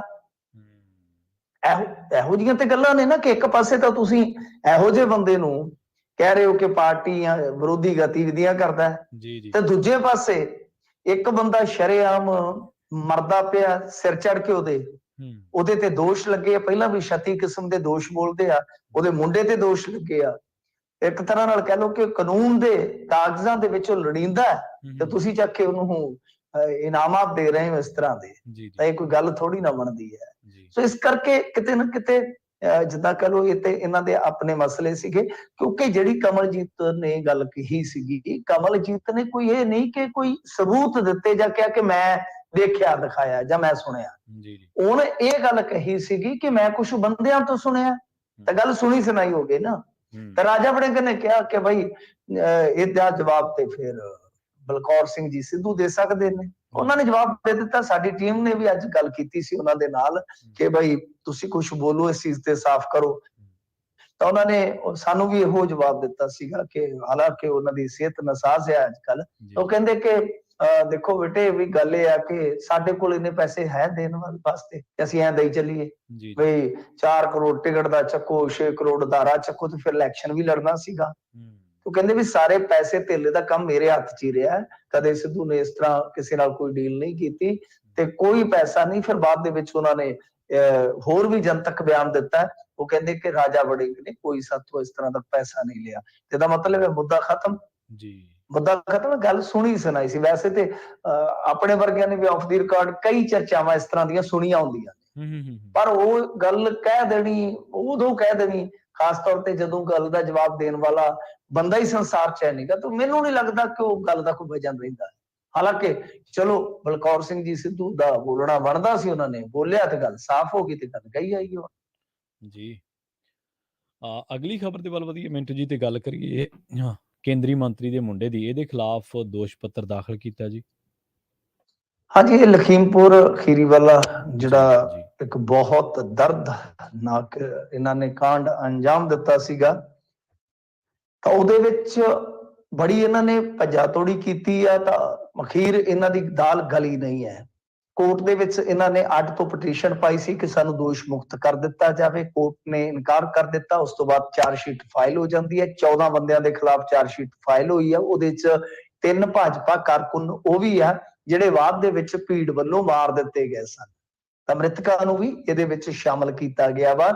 ਤੇ ਇਸ ਤਰ੍ਹਾਂ ਇਹ ਇੱਕ ਰਸਤਾ ਖੁੱਲ ਗਿਆ ਕਿ ਹੁਣ ਇਹ ਟ੍ਰਾਇਲ ਚੱਲੇਗਾ। ਟ੍ਰਾਇਲ ਦੇ ਵਿੱਚ ਆਸ਼ੀਸ਼ ਤੇ ਇਹ ਜਿਹੜੇ ਸਾਰੇ ਦੋਸ਼ ਫਰੇਮ ਹੋ ਜਾਣਗੇ, ਤਾਂ ਉਸ ਤੋਂ ਬਾਅਦ ਇਹਨੂੰ ਆਪਣੇ ਆਪ ਨੂੰ ਬੇਦੋਸ਼ਾ ਸਾਬਤ ਕਰਨਾ ਪਵੇਗਾ। ਪਰ ਬਹੁਤ ਔਖਾ ਲੱਗਦਾ ਹੈ ਜਿਸ ਤਰ੍ਹਾਂ ਦਾ ਕੇਸ ਹੈ, ਜਿਸ ਤਰ੍ਹਾਂ ਦੀ ਸੁਪਰੀਮ ਕੋਰਟ ਨੇ ਨਿਗਰਾਨੀ ਰੱਖੀ ਇਸ ਕੇਸ ਦੇ ਵਿੱਚ, ਜਿਸ ਤਰ੍ਹਾਂ ਦਾ ਕੋਰਟਾਂ ਦਾ ਵਤੀਰਾ ਹੁਣ ਤੱਕ ਆਪਾਂ ਦੇਖਿਆ, ਤਾਂ ਬਹੁਤ ਮੁਸ਼ਕਲ ਹੈ। ਤਾਂ ਖੈਰ ਚਾਰਜ ਸ਼ੀਟ ਫਾਈਲ ਹੋ ਗਈ ਆ। ਇਹ ਵੈਸੇ ਤੇ ਬੇਸ਼ਰਮੀ ਮੱਲੀ ਹੋਈ ਆ। ਕੇਂਦਰੀ ਜਿਹੜਾ ਰਾਜ ਮੰਤਰੀ ਹੈ ਇਹਦਾ ਪਿਓ ਟੈਨੀ, ਉਹਨੂੰ ਚਾਹੀਦਾ ਸੀ ਅਸਤੀਫਾ ਦਿੰਦਾ। ਹੁਣ ਇਹ ਅਸਤੀਫਾ ਮੰਗਣਗੇ, ਕਾਂਗਰਸ ਸੌਰੀ ਕਿਸਾਨ ਆਗੂ ਤਾਂ ਮੰਗਣਗੇ, ਪਰ ਜਿਹੜੇ ਭਾਜਪਾ ਵਾਲੇ ਆ ਉਹ ਹੁਣ ਤੁਹਾਨੂੰ ਪਤਾ ਹੀ ਆ ਵੋਟ ਬੈਂਕ ਦੀ ਰਾਜਨੀਤੀ ਵੀ ਹੁੰਦੀ ਹੈ, ਤਾਂ ਉਹ ਇਸ ਕਰਕੇ ਉਸ ਭਾਈਚਾਰੇ ਨੂੰ ਉਹ ਨਹੀਂ ਕਰ ਸਕਦੇ, ਉਸ ਸਮਾਜ ਨੂੰ ਨਹੀਂ ਨਾਰਾਜ਼ ਕਰ ਸਕਦੇ ਜਿਸ ਸਮਾਜ ਤੋਂ ਆਉਂਦਾ। ਵੋਟਾਂ ਦਾ ਵੀ ਰੌਲਾ ਹੁੰਦਾ ਨਾ, ਪਰ ਇਹ ਆ ਕਿ ਇਸ ਬੰਦੇ ਦੇ ਖਿਲਾਫ ਹੁਣ ਜਿਹੜਾ ਟ੍ਰਾਇਲ ਹੈ ਚੱਲੇਗਾ ਤੇ ਇਹਨੂੰ ਹੋ ਸਕਦਾ ਕਿ ਸਜ਼ਾ ਵੀ ਹੋਵੇ। ਮੇਰੀ ਤਾਂ ਮਤਲਬ ਕਿ ਜਿੰਨੀ ਕੋਈ ਇਸ ਕੇਸ ਦੇ ਉੱਤੇ ਲਾ ਲਓ ਕਿ ਜਿੰਨੀ ਕੋਈ ਪਕੜ ਹੈ ਥੋੜੀ ਬਹੁਤੀ ਜੋ ਵੀ ਆਪਾਂ ਫੋਲੋ ਕੀਤਾ ਇਹਨੂੰ, ਤਾਂ ਮੈਨੂੰ ਲੱਗਦਾ ਕਿ ਜਿਸ ਤਰ੍ਹਾਂ ਦਾ ਹੈ ਇਹਨਾਂ ਦੇ ਖਿਲਾਫ ਸਬੂਤਾਂ ਦਾ ਪਲੰਦਾ, ਹੋ ਸਕਦਾ ਸਜ਼ਾ ਵੀ ਹੋਵੇ। ਜੀ ਜੀ ਜੀ ਮਿੰਟੂ ਜੀ, ਇਹਨਾਂ ਖਾਸ ਖਬਰਾਂ ਤੇ ਖਾਸ ਜਾਣਕਾਰੀਆਂ ਦੇ ਲਈ ਤੁਹਾਡਾ ਬਹੁਤ ਬਹੁਤ ਧੰਨਵਾਦ ਜੀ। ਧੰਨਵਾਦ ਜੀ। ਜੀ ਸੋ ਪ੍ਰੋਗਰਾਮ ਦੇ ਪਹਿਲੇ ਹਿੱਸੇ ਦੇ ਵਿੱਚ ਆਪਣੇ ਨਾਲ ਜੁੜੇ ਸਨ ਮਿੰਟੂ ਗੁਰਸਰੀਆ ਜੀ, ਜਿਨ੍ਹਾਂ ਦੇ ਨਾਲ ਆਪਾਂ ਕੀ ਅਹਿਮ ਖਬਰਾਂ ਨੂੰ ਲੈ ਕੇ ਚਰਚਾ ਕੀਤੀ ਹੈ। ਕੁਝ ਅਹਿਮ ਖਬਰਾਂ ਨੂੰ ਲੈ ਕੇ ਅੱਗੇ ਵਧਦੇ ਹਾਂ, ਰੁਖ ਕਰਦੇ ਹਾਂ ਪੰਜਾਬ ਦੀਆਂ ਖਬਰਾਂ ਦਾ, ਤੇ ਸ਼ੁਰੂਆਤ ਕਰਦੇ ਹਾਂ ਗੁਰਦਾਸਪੁਰ ਤੋਂ। ਗੁਰਦਾਸਪੁਰ ਤੋਂ ਕਾਂਗਰਸੀ ਵਿਧਾਇਕ ਅਤੇ ਜ਼ਿਲ੍ਹਾ ਕਾਂਗਰਸ ਦੇ ਪ੍ਰਧਾਨ ਬਰਿੰਦਰਮੀਤ ਸਿੰਘ ਪਾੜਾ ਵਿਜੀਲੈਂਸ ਵੱਲੋਂ ਪੁੱਛ ਪੜਤਾਲ ਦੇ ਲਈ ਬੁਲਾਏ ਜਾਣ ਤੋਂ ਬਾਅਦ ਆਪਣਾ ਪੱਖ ਰੱਖਣ ਦੇ ਲਈ ਵਿਜੀਲੈਂਸ ਦਫ਼ਤਰ ਪਹੁੰਚੇ। ਵਿਧਾਇਕ ਦੇ ਨਾਲ ਉਹਨਾਂ ਦੇ ਪਿਤਾ ਗੁਰਮੀਤ ਸਿੰਘ ਪਾੜਾ, ਭਰਾ ਬਲਜੀਤ ਸਿੰਘ ਪਾੜਾ ਅਤੇ ਨਜ਼ਦੀਕੀ ਰਿਸ਼ਤੇਦਾਰ ਵੀ ਸਨ। ਬਾਅਦ ਦੁਪਹਿਰ ਇਹਨਾਂ ਸਾਰਿਆਂ ਕੋਲੋਂ ਪੁੱਛ ਪੜਤਾਲ ਕੀਤੀ ਗਈ, ਬਾਅਦ ਦੁਪਹਿਰ ਤੱਕ, ਤੇ ਇਹਦੇ ਨਾਲ ਹੀ ਜਿਹੜਾ ਪਤਾ ਇਹ ਲੱਗਿਆ ਕਿ ਵਿਜੀਲੈਂਸ ਅਧਿਕਾਰੀਆਂ ਵੱਲੋਂ ਫਿਲਹਾਲ ਇਸ ਸੰਬੰਧੀ ਕਿਸੇ ਤਰ੍ਹਾਂ ਦੀ ਜਾਣਕਾਰੀ ਤਾਂ ਨਹੀਂ ਦਿੱਤੀ ਜਾ ਰਹੀ, ਪਰ ਜਦੋਂ ਹੀ ਆਮ ਆਦਮੀ ਪਾਰਟੀ ਦੀ ਸਰਕਾਰ ਬਣੀ ਸੀ ਤਾਂ ਉਦੋਂ ਹੀ ਵਿਧਾਇਕ ਪਾੜਾ ਦੇ ਖਿਲਾਫ ਆਮਦਨ ਤੋਂ ਵੱਧ ਜਾਇਦਾਦ ਦੇ ਸਰੋਤਾਂ ਸੰਬੰਧੀ ਵਿਜੀਲੈਂਸ ਦੀ ਕਾਰਵਾਈ ਦੀ ਚਰਚਾ ਜਿਹੜੀ ਆ ਉਹ ਜ਼ਰੂਰ ਛਿੜੀ ਸੀ। ਉਧਰ ਦੂਜੇ ਪਾਸੇ ਆਮਦਨ ਤੋਂ ਵੱਧ ਜਾਇਦਾਦ ਬਣਾਉਣ ਦੇ ਮਾਮਲੇ ਦੇ ਵਿੱਚ ਵਿਜੀਲੈਂਸ ਬਿਊਰੋ ਵੱਲੋਂ ਸਾਬਕਾ ਉਪ ਮੁੱਖ ਮੰਤਰੀ ਓਪੀ ਸੋਨੀ ਤੋਂ ਬਾਅਦ ਹੁਣ ਗੁਰਦਾਸਪੁਰੇ ਜ਼ਿਲ੍ਹੇ ਦੇ ਜਿਹੜਾ ਕਾਂਗਰਸੀ ਵਿਧਾਇਕ ਬਰਿੰਦਰਮੀਤ ਸਿੰਘ ਪਾੜੇ ਤੋਂ ਬਾਅਦ ਇੱਕ ਹੋਰ ਵਿਧਾਇਕ ਗੁਰਦਾਸਪੁਰ ਜ਼ਿਲ੍ਹੇ ਦੇ ਨਾਲ ਸੰਬੰਧ ਰੱਖਦਾ, ਉਹਨੂੰ ਵੀ ਨਿਸ਼ਾਨੇ ਤੇ ਲਿਆ ਜਾ ਸਕਦਾ। ਪਤਾ ਲੱਗਿਆ ਹੈ ਕਿ ਇਹ ਜਿਹੜਾ ਵਿਧਾਇਕ ਹੈ, ਇਹ ਵਿਜੀਲੈਂਸ ਬਿਊਰੋ ਨੂੰ ਇਸ ਸੰਬੰਧ ਦੇ ਵਿੱਚ ਸ਼ਿਕਾਇਤ ਮਿਲੀ ਹੈ, ਜਿਹਦੇ ਵਿੱਚ ਇਹ ਗੱਲ ਕਹੀ ਗਈ ਹੈ ਕਿ ਵਿਧਾਇਕ ਦੇ ਖਿਲਾਫ ਆਮਦਨ ਦੇ ਸਰੋਤਾਂ ਤੋਂ ਵਧੇਰੇ ਜਾਇਦਾਦ ਬਣਾਉਣ ਦਾ ਦੋਸ਼ ਲੱਗਿਆ। ਇਹਦੇ ਨਾਲ ਹੀ ਹੁਣ ਇਸ ਵਿਧਾਇਕ ਕੋਲੋਂ ਤੇ ਨਾਲ ਉਪ ਮੁੱਖ ਮੰਤਰੀ ਓਪੀ ਸੋਨੀ ਕੋਲੋਂ ਬੈਂਕ ਖਾਤਿਆਂ ਦੀ ਜਿਹੜੀ ਜਾਣਕਾਰੀ ਆ ਉਹ ਮੰਗ ਲਈ ਗਈ ਹੈ। ਸਾਬਕਾ ਉਪ ਮੁੱਖ ਮੰਤਰੀ ਓਪੀ ਸੋਨੀ ਵੀ ਅਗਲੇ ਆਉਣ ਵਾਲੇ ਦਿਨਾਂ ਦੇ ਵਿੱਚ ਵਿਜੀਲੈਂਸ ਬਿਊਰੋ ਦੇ ਕੋਲ ਮੁੜ ਪੇਸ਼ ਹੋਣ ਦੀ ਸੰਭਾਵਨਾ ਉਹਨਾਂ ਦੀ। ਪਹਿਲਾਂ ਇੱਕ ਹਫ਼ਤਾ ਪਹਿਲਾਂ ਪੇਸ਼ੀ ਸਮੇਂ ਵਿਜੀਲੈਂਸ ਬਿਊਰੋ ਵੱਲੋਂ ਉਹਨਾਂ ਨੂੰ ਕੁਝ ਪ੍ਰੋਫਾਰਮੇ ਭਰ ਕੇ ਸੌਂਪਣ ਦੇ ਲਈ ਆਖਿਆ ਗਿਆ ਸੀ, ਜਿਨ੍ਹਾਂ ਦੇ ਵਿੱਚ ਜਾਇਦਾਦ ਸੰਬੰਧੀ ਵੇਰਵੇ ਦਰਜ ਕੀਤੇ ਜਾਣੇ ਨੇ। ਸੋਨੀ ਵੱਲੋਂ ਆਮਦਨ ਤੋਂ ਵਧੇਰੇ ਜਾਇਦਾਦ ਬਣਾਉਣ ਦਾ ਜਿਹੜਾ ਦੋਸ਼ ਹੈ ਉਹਨੂੰ ਖਾਰਜ ਕੀਤਾ ਜਾ ਚੁੱਕਿਆ ਹੈ, ਤੇ ਇੱਥੇ ਇਹ ਵੀ ਦੱਸਣਾ ਬਣਦਾ ਹੈ ਕਿ ਸਾਬਕਾ ਉਪ ਮੁੱਖ ਮੰਤਰੀ ਤੇ ਕਾਂਗਰਸੀ ਆਗੂ ਓਪੀ ਸੋਨੀ ਤੋਂ ਵਿਜੀਲੈਂਸ ਵੱਲੋਂ ਆਮਦਨ ਤੋਂ ਵੱਧ ਜਾਇਦਾਦ ਬਣਾਉਣ ਦੇ ਨਾਲ ਸੰਬੰਧਿਤ ਕੇਸ ਦੇ ਵਿੱਚ ਪੁੱਛ ਪੜਤਾਲ ਕੀਤੀ ਜਾ ਚੁੱਕੀ ਹੈ। ਅੱਗੇ ਗੱਲ ਕਰਦੇ ਹਾਂ ਭਰਤੀ ਘੁਟਾਲੇ ਦੀ। ਨਾਇਬ ਤਹਿਸੀਲਦਾਰਾਂ ਦੀ ਭਰਤੀ ਸੰਬੰਧੀ ਪਟਿਆਲਾ ਪੁਲਿਸ ਵੱਲੋਂ ਐਸਐਸਪੀ ਵਰੁਣ ਸ਼ਰਮਾ ਦੀ ਅਗਵਾਈ ਹੇਠਾਂ ਕੀਤੀ ਜਾ ਰਹੀ ਡੂੰਘੀ ਛਾਣਬੀਨ ਦੇ ਦੌਰਾਨ ਕੁਝ ਗੱਲਾਂ ਬੇਪਰਦ ਹੋਈਆਂ ਨੇ ਅਤੇ ਨਕਲ ਘੁਟਾਲੇ ਦੇ ਦੌਰਾਨ ਪੁਲਿਸ ਵੱਲੋਂ 10ਵੀਂ ਗ੍ਰਿਫਤਾਰੀ ਕੀਤੀ ਗਈ ਹੈ। ਇਸ ਤੋਂ ਪਹਿਲਾਂ ਗ੍ਰਿਫਤਾਰ ਕੀਤੇ ਗਏ 9 ਜਣਿਆਂ ਦੇ ਵਿੱਚੋਂ 5 ਤਾਂ ਨਕਲ ਕਰਵਾਉਣ ਵਾਲੇ ਗਿਰੋਹ ਦੇ ਹੀ ਮੈਂਬਰ ਦੱਸੇ ਗਏ ਨੇ, ਜਦਕਿ 4 ਜਣੇ ਉਹ ਨੇ ਜੋ ਇਮਤਿਹਾਨ ਪਾਸ ਕਰਕੇ ਨਾਇਬ ਤਹਿਸੀਲਦਾਰ ਵਜੋਂ ਸਿਲੈਕਟ ਹੋ ਚੁੱਕੇ ਨੇ। ਇਸੇ ਤਰ੍ਹਾਂ ਇਹ 5ਵੇਂ ਨਾਇਬ ਤਹਿਸੀਲਦਾਰ ਦੀ ਗ੍ਰਿਫਤਾਰੀ ਹੋਈ ਹੈ। ਉਂਝ ਨਾਇਬ ਤਹਿਸੀਲਦਾਰ ਵਜੋਂ ਗ੍ਰਿਫਤਾਰ ਕੀਤੀ ਗਈ ਇਹ ਪਹਿਲੀ ਔਰਤ ਹੈ ਜਿਸ ਦੀ ਪਛਾਣ ਪੁਲਿਸ ਨੇ ਪਾਤੜਾਂ ਵਾਸੀ ਸੁਨੀਤਾ ਦੇ ਵਜੋਂ ਦੱਸੀ ਹੈ। ਉਹਦਾ 5ਵਾਂ ਰੈਂਕ ਹੈ, ਭਾਵ ਕਿ ਇਮਤਿਹਾਨ ਪਾਸ ਕਰਕੇ ਉਹ 5ਵੇਂ ਰੈਂਕ ਤੇ ਆਈ ਅਤੇ ਨਾਇਬ ਤਹਿਸੀਲਦਾਰ ਵਜੋਂ ਸਿਲੈਕਟ ਹੋਈ। ਐਸਐਸਪੀ ਵਰੁਣ ਸ਼ਰਮਾ ਨੇ ਗ੍ਰਿਫਤਾਰੀ ਦੀ ਪੁਸ਼ਟੀ ਕੀਤੀ ਹੈ। ਇੱਥੇ ਦੱਸਦੇ ਚੱਲੀਏ ਕਿ 78 ਨਾਇਬ ਤਹਿਸੀਲਦਾਰਾਂ ਦੀ ਭਰਤੀ ਦੇ ਲਈ 22 ਮਈ ਨੂੰ ਹੋਏ ਇਮਤਿਹਾਨ ਦਾ ਨਤੀਜਾ 8 ਸਤੰਬਰ ਨੂੰ ਆਇਆ ਸੀ, ਜਿਸ ਤੋਂ ਤੁਰੰਤ ਬਾਅਦ ਗੜਬੜੀ ਦਾ ਰੌਲਾ ਪੈ ਗਿਆ ਸੀ। ਫਿਰ ਆਈਜੀ ਮੁਖਵਿੰਦਰ ਸ਼ੀਨਾ ਦੀ ਅਗਵਾਈ ਹੇਠਾਂ ਕੀਤੀ ਗਈ ਜਾਂਚ ਪੜਤਾਲ ਦੇ ਦੌਰਾਨ ਇਹ ਆਧੁਨਿਕ ਤਕਨੀਕ ਦੇ ਨਾਲ ਕਰਵਾਈ ਗਈ ਨਕਲ ਦਾ ਮਾਮਲਾ ਸਾਹਮਣੇ ਆਇਆ ਸੀ। ਆਈਜੀ ਅਤੇ ਐਸਐਸਪੀ ਵਰੁਣ ਸ਼ਰਮਾ ਨੇ ਖੁਲਾਸਾ ਕੀਤਾ ਸੀਗਾ ਕਿ ਉਕਤ ਗਿਰੋਹ ਨੇ ਨਕਲ ਕਰਵਾ ਕੇ ਪਾਸ ਕਰਵਾਉਣ ਦੇ ਲਈ ਕਈਆਂ ਤੋਂ 20 ਤੋਂ 22 ਲੱਖ ਰੁਪਏ ਪ੍ਰਤੀ ਉਮੀਦਵਾਰ ਸੌਦੇਬਾਜ਼ੀ ਕੀਤੀ ਸੀ, ਜਿਸ ਦੇ ਦੌਰਾਨ ਗਿਰੋਹ ਵੱਲੋਂ ਉਮੀਦਵਾਰ ਬਣ ਕੇ ਪ੍ਰੀਖਿਆ ਕੇਂਦਰਾਂ ਦੇ ਵਿੱਚ ਭੇਜੇ ਗਏ ਆਪਣੇ ਬੰਦਿਆਂ ਤੋਂ ਵਾਇਰਲੈਸ ਕੈਮਰੇ ਜ਼ਰੀਏ ਪ੍ਰਸ਼ਨ ਪੱਤਰ ਦੀ ਫੋਟੋ ਕਾਪੀ ਮੰਗਵਾ ਕੇ ਫਿਰ GSM ਨਾਂ ਦੀ ਬਹੁਤ ਛੋਟੇ ਆਕਾਰ ਦੀ ਮੋਬਾਈਲ ਡਿਵਾਈਸ ਦੇ ਰਾਹੀਂ ਆਪਣੇ ਗਾਹਕ ਉਮੀਦਵਾਰਾਂ ਨੂੰ ਸਾਰੇ ਪ੍ਰਸ਼ਨਾਂ ਦੇ ਜਵਾਬ ਬੋਲ ਕੇ ਕਰਵਾਏ ਗਏ। ਉਮੀਦਵਾਰਾਂ ਵੱਲੋਂ ਕੇਂਦਰ ਦੇ ਅੰਦਰ ਬਲੂਟੁੱਥ ਈਅਰਬਡ ਦੀ ਵਰਤੋਂ ਕੀਤੀ ਗਈ। ਇਸ ਘੁਟਾਲੇ ਦੀ ਜਾਂਚ ਦੇ ਲਈ ਡੀਜੀਪੀ ਵੱਲੋਂ ਇੱਕ ਸਿੱਟ ਬਣਾਈ ਹੋਈ ਹੈ, ਜਿਸ ਦੇ ਵਿੱਚ ਐਸਐਸਪੀ ਹਰਬੀਰ ਅਟਵਾਲ, ਘਨੌਰ ਦੇ ਡੀਐਸਪੀ ਰਘਵੀਰ ਸਿੰਘ ਅਤੇ ਹੋਰ ਵੀ ਜਿਹੜੇ ਪੁਲਿਸ ਆਫੀਸਰਸ ਨੇ ਉਹ ਸ਼ਾਮਲ ਨੇ। ਉਧਰ ਗੱਲ ਕਰੀਏ ਰਕੇਸ਼ ਕੁਮਾਰ ਸਿੰਗਲਾ ਦੀ, ਦਾਣਾ ਮੰਡੀ ਟਰਾਂਸਪੋਰਟੇਸ਼ਨ ਘੁਟਾਲੇ ਦੇ ਕਥਿਤ ਮੁਲਜ਼ਮ ਰਕੇਸ਼ ਕੁਮਾਰ ਸਿੰਗਲਾ ਮੁਅੱਤਲ ਡਿਪਟੀ ਡਾਇਰੈਕਟਰ ਨੂੰ ਜੱਜ ਸੁਮਿਤ ਮੱਕੜ ਦੀ ਅਦਾਲਤ ਵੱਲੋਂ ਲੁਧਿਆਣਾ ਦੇ ਵਿੱਚ ਭਗੌੜਾ ਅਪਰਾਧੀ ਐਲਾਨ ਦਿੱਤਾ ਗਿਆ। ਵਿਜੀਲੈਂਸ ਬਿਊਰੋ ਦੇ ਬੁਲਾਰੇ ਨੇ ਦੱਸਿਆ ਕਿ ਕਥਿਤ ਦੋਸ਼ੀ ਸਿੰਗਲਾ ਨੂੰ ਵਿਭਾਗ ਦੀ ਮੁੱਖ ਚੌਕਸੀ ਕਮੇਟੀ ਦਾ ਚੇਅਰਮੈਨ ਨਿਯੁਕਤ ਕਰਨ ਤੋਂ ਇਲਾਵਾ ਸਾਬਕਾ ਖੁਰਾਕ ਅਤੇ ਸਿਵਲ ਸਪਲਾਈ ਮੰਤਰੀ ਭਾਰਤ ਭੂਸ਼ਣ ਆਸ਼ੂ ਵੱਲੋਂ ਲੱਕੜ ਦੇ ਕਰੇਟ ਅਤੇ ਕਿਰਤ ਤੇ ਅਨਾਜ ਢੋਆ ਢੁਆਈ ਨੀਤੀ ਦੇ ਨਿਰੀਖਣ ਦਾ ਵਾਧੂ ਚਾਰਜ ਵੀ ਦਿੱਤਾ ਗਿਆ ਸੀ। ਬੁਲਾਰੇ ਨੇ ਅੱਗੇ ਦੱਸਿਆ ਕਿ ਇਸ ਕੇਸ ਦੇ ਵੱਖ-ਵੱਖ ਮੁਲਜ਼ਮਾਂ ਤੋਂ ਕੀਤੀ ਗਈ ਪੁੱਛ ਪੜਤਾਲ ਦੇ ਦੌਰਾਨ ਇਹ ਗੱਲ ਸਾਹਮਣੇ ਆਈ ਹੈ ਕਿ ਰਕੇਸ਼ ਸਿੰਗਲਾ ਨੇ ਕਥਿਤ ਦੋਸ਼ੀ ਠੇਕੇਦਾਰ ਤੇ ਟੈਂਡਰਕਾਰ ਤੇਲੂ ਰਾਮ ਤੋਂ 30 ਲੱਖ ਰੁਪਏ ਰਿਸ਼ਵਤ ਦੀ ਮੰਗ ਕੀਤੀ ਸੀ ਅਤੇ 20 ਲੱਖ ਰੁਪਏ ਰਿਸ਼ਵਤ ਵਜੋਂ ਲਏ ਵੀ ਸਨ, ਜਿਸ ਦੇ ਬਦਲੇ ਠੇਕੇਦਾਰ ਤੇਲੂ ਰਾਮ ਨੂੰ ਵੱਖ-ਵੱਖ ਦਾਣਾ ਮੰਡੀਆਂ ਦੇ ਲਈ ਢੋਆ ਢੁਆਈ ਦੇ ਟੈਂਡਰ ਅਲਾਟ ਕਰ ਦਿੱਤੇ ਗਏ ਸਨ। ਬੁਲਾਰੇ ਨੇ ਦੱਸਿਆ ਕਿ ਅਦਾਲਤ ਦੇ ਤਾਜ਼ਾ ਹੁਕਮਾਂ ਤੋਂ ਬਾਅਦ ਵਿਜੀਲੈਂਸ ਵੱਲੋਂ ਉਸ ਦੀ ਗ੍ਰਿਫਤਾਰੀ ਨੂੰ ਅੰਜਾਮ ਦੇਣ ਦੇ ਲਈ ਉਸ ਦੇ ਵਿਰੁੱਧ ਰੈੱਡ ਕਾਰਨਰ ਨੋਟਿਸ ਜਾਰੀ ਕਰਨ ਦੀ ਪ੍ਰਕਿਰਿਆ ਸ਼ੁਰੂ ਕੀਤੀ ਜਾਣੀ ਹੈ, ਕਿਉਂਕਿ ਉਹ ਆਪਣੀ ਗ੍ਰਿਫਤਾਰੀ ਤੋਂ ਬਚਣ ਦੇ ਲਈ ਵਿਦੇਸ਼ ਚਲਾ ਗਿਆ। ਵਿਜੀਲੈਂਸ ਬਿਊਰੋ ਨੂੰ ਰਿਸ਼ਵਤ ਦੇ ਨਾਲ ਬਣਾਈ ਗਈ ਜਾਇਦਾਦ ਬਾਰੇ ਵੀ ਜਾਣਕਾਰੀ ਮਿਲ ਚੁੱਕੀ ਹੈ। ਉਹਨਾਂ ਦੱਸਿਆ ਕਿ ਇਸ ਮਾਮਲੇ ਦੇ ਵਿੱਚ ਸ਼ਾਮਲ 17 ਮੁਲਜ਼ਮਾਂ ਦੇ ਵਿੱਚੋਂ 6 ਦੀ ਗ੍ਰਿਫਤਾਰੀ ਤੋਂ ਬਾਅਦ ਹੁਣ 6 ਜਿਹੜੇ ਆ ਉਹ ਜੇਲ੍ਹ ਦੇ ਵਿੱਚ ਬੰਦ ਨੇ। ਗੱਲ ਕਰੀਏ ਇੱਕ ਹੋਰ ਕਾਂਗਰਸੀ ਆਗੂ ਦੀ, ਪੰਜਾਬ ਤੇ ਹਰਿਆਣਾ ਹਾਈ ਕੋਰਟ ਨੇ ਸਾਬਕਾ ਮੰਤਰੀ ਸੁੰਦਰ ਸ਼ਾਮ ਅਰੋੜਾ ਨੂੰ ਕੋਈ ਰਾਹਤ ਨਹੀਂ ਦਿੱਤੀ ਹੈ। ਸਾਬਕਾ ਮੰਤਰੀ ਅਰੋੜਾ ਨੇ ਹਾਈ ਕੋਰਟ ਦੇ ਵਿੱਚ ਰੈਗੂਲਰ ਜ਼ਮਾਨਤ ਦੇ ਲਈ ਪਟੀਸ਼ਨ ਦਾਇਰ ਕੀਤੀ ਸੀ, ਜਿਸ ਤੇ ਸੁਣਵਾਈ ਕਰਦਿਆਂ ਹਾਈ ਕੋਰਟ ਨੇ ਸਰਕਾਰ ਤੋਂ ਇੱਕ ਹਫ਼ਤੇ ਦੇ ਵਿੱਚ ਸਟੇਟਸ ਰਿਪੋਰਟ ਮੰਗੀ ਹੈ। ਸਰਕਾਰ ਨੇ 12 ਦਸੰਬਰ ਤੱਕ ਇਹ ਰਿਪੋਰਟ ਪੇਸ਼ ਕਰਨੀ ਹੈ। ਇੱਥੇ ਦੱਸਣਾ ਬਣਦਾ ਹੈ ਕਿ ਵਿਜੀਲੈਂਸ ਬਿਊਰੋ ਦੀ ਟੀਮ ਨੇ ਉਸ ਵਕਤ ਸੁੰਦਰ ਸ਼ਾਮ ਅਰੋੜਾ ਨੂੰ ਕਾਬੂ ਕੀਤਾ ਸੀ ਜਦੋਂ ਉਹ ਵਿਜੀਲੈਂਸ ਦੇ ਏਆਈਜੀ ਨੂੰ 50 ਲੱਖ ਰੁਪਏ ਦੀ ਰਿਸ਼ਵਤ ਦੇ ਰਹੇ ਸਨ। ਹਾਈ ਕੋਰਟ ਨੇ ਸਾਬਕਾ ਕਾਂਗਰਸੀ ਆਗੂ ਸੰਦੀਪ ਸੰਧੂ ਦੀ ਅਗਾਊਂ ਜ਼ਮਾਨਤ ਅਰਜ਼ੀ ਤੇ ਵੀ ਸੁਣਵਾਈ ਦੇ ਲਈ ਅਗਲੀ ਤਰੀਕ 21 ਦਸੰਬਰ ਪਾ ਦਿੱਤੀ ਹੈ। ਤੁਸੀਂ ਦੇਖੋ 5 ਖਬਰਾਂ ਸ਼ੇਅਰ ਕੀਤੀਆਂ ਨੇ ਤੁਹਾਡੇ ਨਾਲ। ਗੁਰਦਾਸਪੁਰ ਦੇ ਵਿੱਚ ਬਰਿੰਦਰਮੀਤ ਸਿੰਘ ਪਾੜਾ, ਓਪੀ ਸੋਨੀ ਦੇ ਮਾਮਲੇ ਦੇ ਵਿੱਚ ਭਰਤੀ ਘੁਟਾਲਾ, ਜਿਹੜਾ ਨੈਬ ਤਹਿਸੀਲਦਾਰਾਂ ਵਾਲਾ, ਦਾਣਾ ਮੰਡੀ ਘੁਟਾਲਾ ਜਿਹਦੇ ਵਿੱਚ ਆਪਾਂ ਕਹਿ ਸਕਦੇ ਹਾਂ ਰਕੇਸ਼ ਕੁਮਾਰ ਸਿੰਗਲਾ ਜਿਹੜਾ ਮੁਅੱਤਲ ਡਿਪਟੀ ਡਾਇਰੈਕਟਰ ਹੈ, ਸੁੰਦਰ ਸ਼ਾਮ ਅਰੋੜਾ। 5 ਖਬਰਾਂ ਦੇ ਵਿੱਚ ਅੱਡੋ ਅੱਡ 5 ਕਾਂਗਰਸੀ ਆਗੂਆਂ ਦੇ ਨਾਂ ਆਏ ਨੇ। ਇਹਨਾਂ ਦੇ ਵਿੱਚ ਰਕੇਸ਼ ਕੁਮਾਰ ਸਿੰਗਲਾ ਜਿਹੜੇ ਨੇ ਉਹ ਡਿਪਟੀ ਡਾਇਰੈਕਟਰ ਰਹਿ ਚੁੱਕੇ ਨੇ, ਹਾਲਾਂਕਿ ਵਿਦੇਸ਼ ਭੱਜ ਗਏ ਨੇ। ਕੱਲ ਦੇ ਖਬਰ ਤੇ ਨਜ਼ਰ ਪ੍ਰੋਗਰਾਮ ਦੇ ਵਿੱਚ ਇਹ ਚਰਚਾ ਦੱਸੀ ਸੀ ਤੇ ਬਕਾਇਦਾ ਨਾਂ ਦੱਸੇ ਸੀਗੇ ਕਿ ਕਿਹੜੇ-ਕਿਹੜੇ ਬੰਦੇ ਵਿਦੇਸ਼ਾਂ ਦੇ ਵਿੱਚ ਬੈਠੇ ਹੋਏ ਆ। ਹੁਣ ਉਸ ਖਬਰ ਦੀ, ਉਸ ਰਿਪੋਰਟ ਦੀ ਚਰਚਾ ਬਹੁਤ ਜ਼ਿਆਦਾ ਹੈ, ਕਿਉਂਕਿ ਕੁਲਬੀਰ ਸਿੰਘ ਜ਼ੀਰਾ ਤੋਂ ਲੈ ਕੇ ਰਕੇਸ਼ ਸਿੰਗਲਾ ਵਰਗੇ ਲੋਕ, ਬੇਸ਼ੱਕ ਜ਼ੀਰੇ ਨੂੰ ਕਿਸੇ ਪੁੱਛ ਪੜਤਾਲ ਦੇ ਲਈ ਨਹੀਂ ਸੱਦਿਆ, ਮਦਨ ਲਾਲ ਜਲਾਲਪੁਰ ਜਿਹਦੇ ਭਾਣਜੇ ਉੱਤੇ ਅਨਾਜ ਘੁਟਾਲੇ ਦੇ ਦੋਸ਼ ਲੱਗਦਾ ਸੀ, ਜਿਹਨੇ ਬੋਰੀਆਂ ਗਾਇਬ ਕੀਤੀਆਂ ਸੀ, ਜਿਹੜਾ ਕਿ ਮਾਮਾ ਹੈ ਇੱਕ ਇੰਸਪੈਕਟਰ ਦਾ। ਮਦਨ ਲਾਲ ਜਲਾਲਪੁਰ ਤੋਂ ਲੈ ਕੇ ਤੁਸੀਂ ਹਰਦਿਆਲ ਸਿੰਘ ਕੰਬੋਜ ਤੱਕ ਆ ਜਾਓ।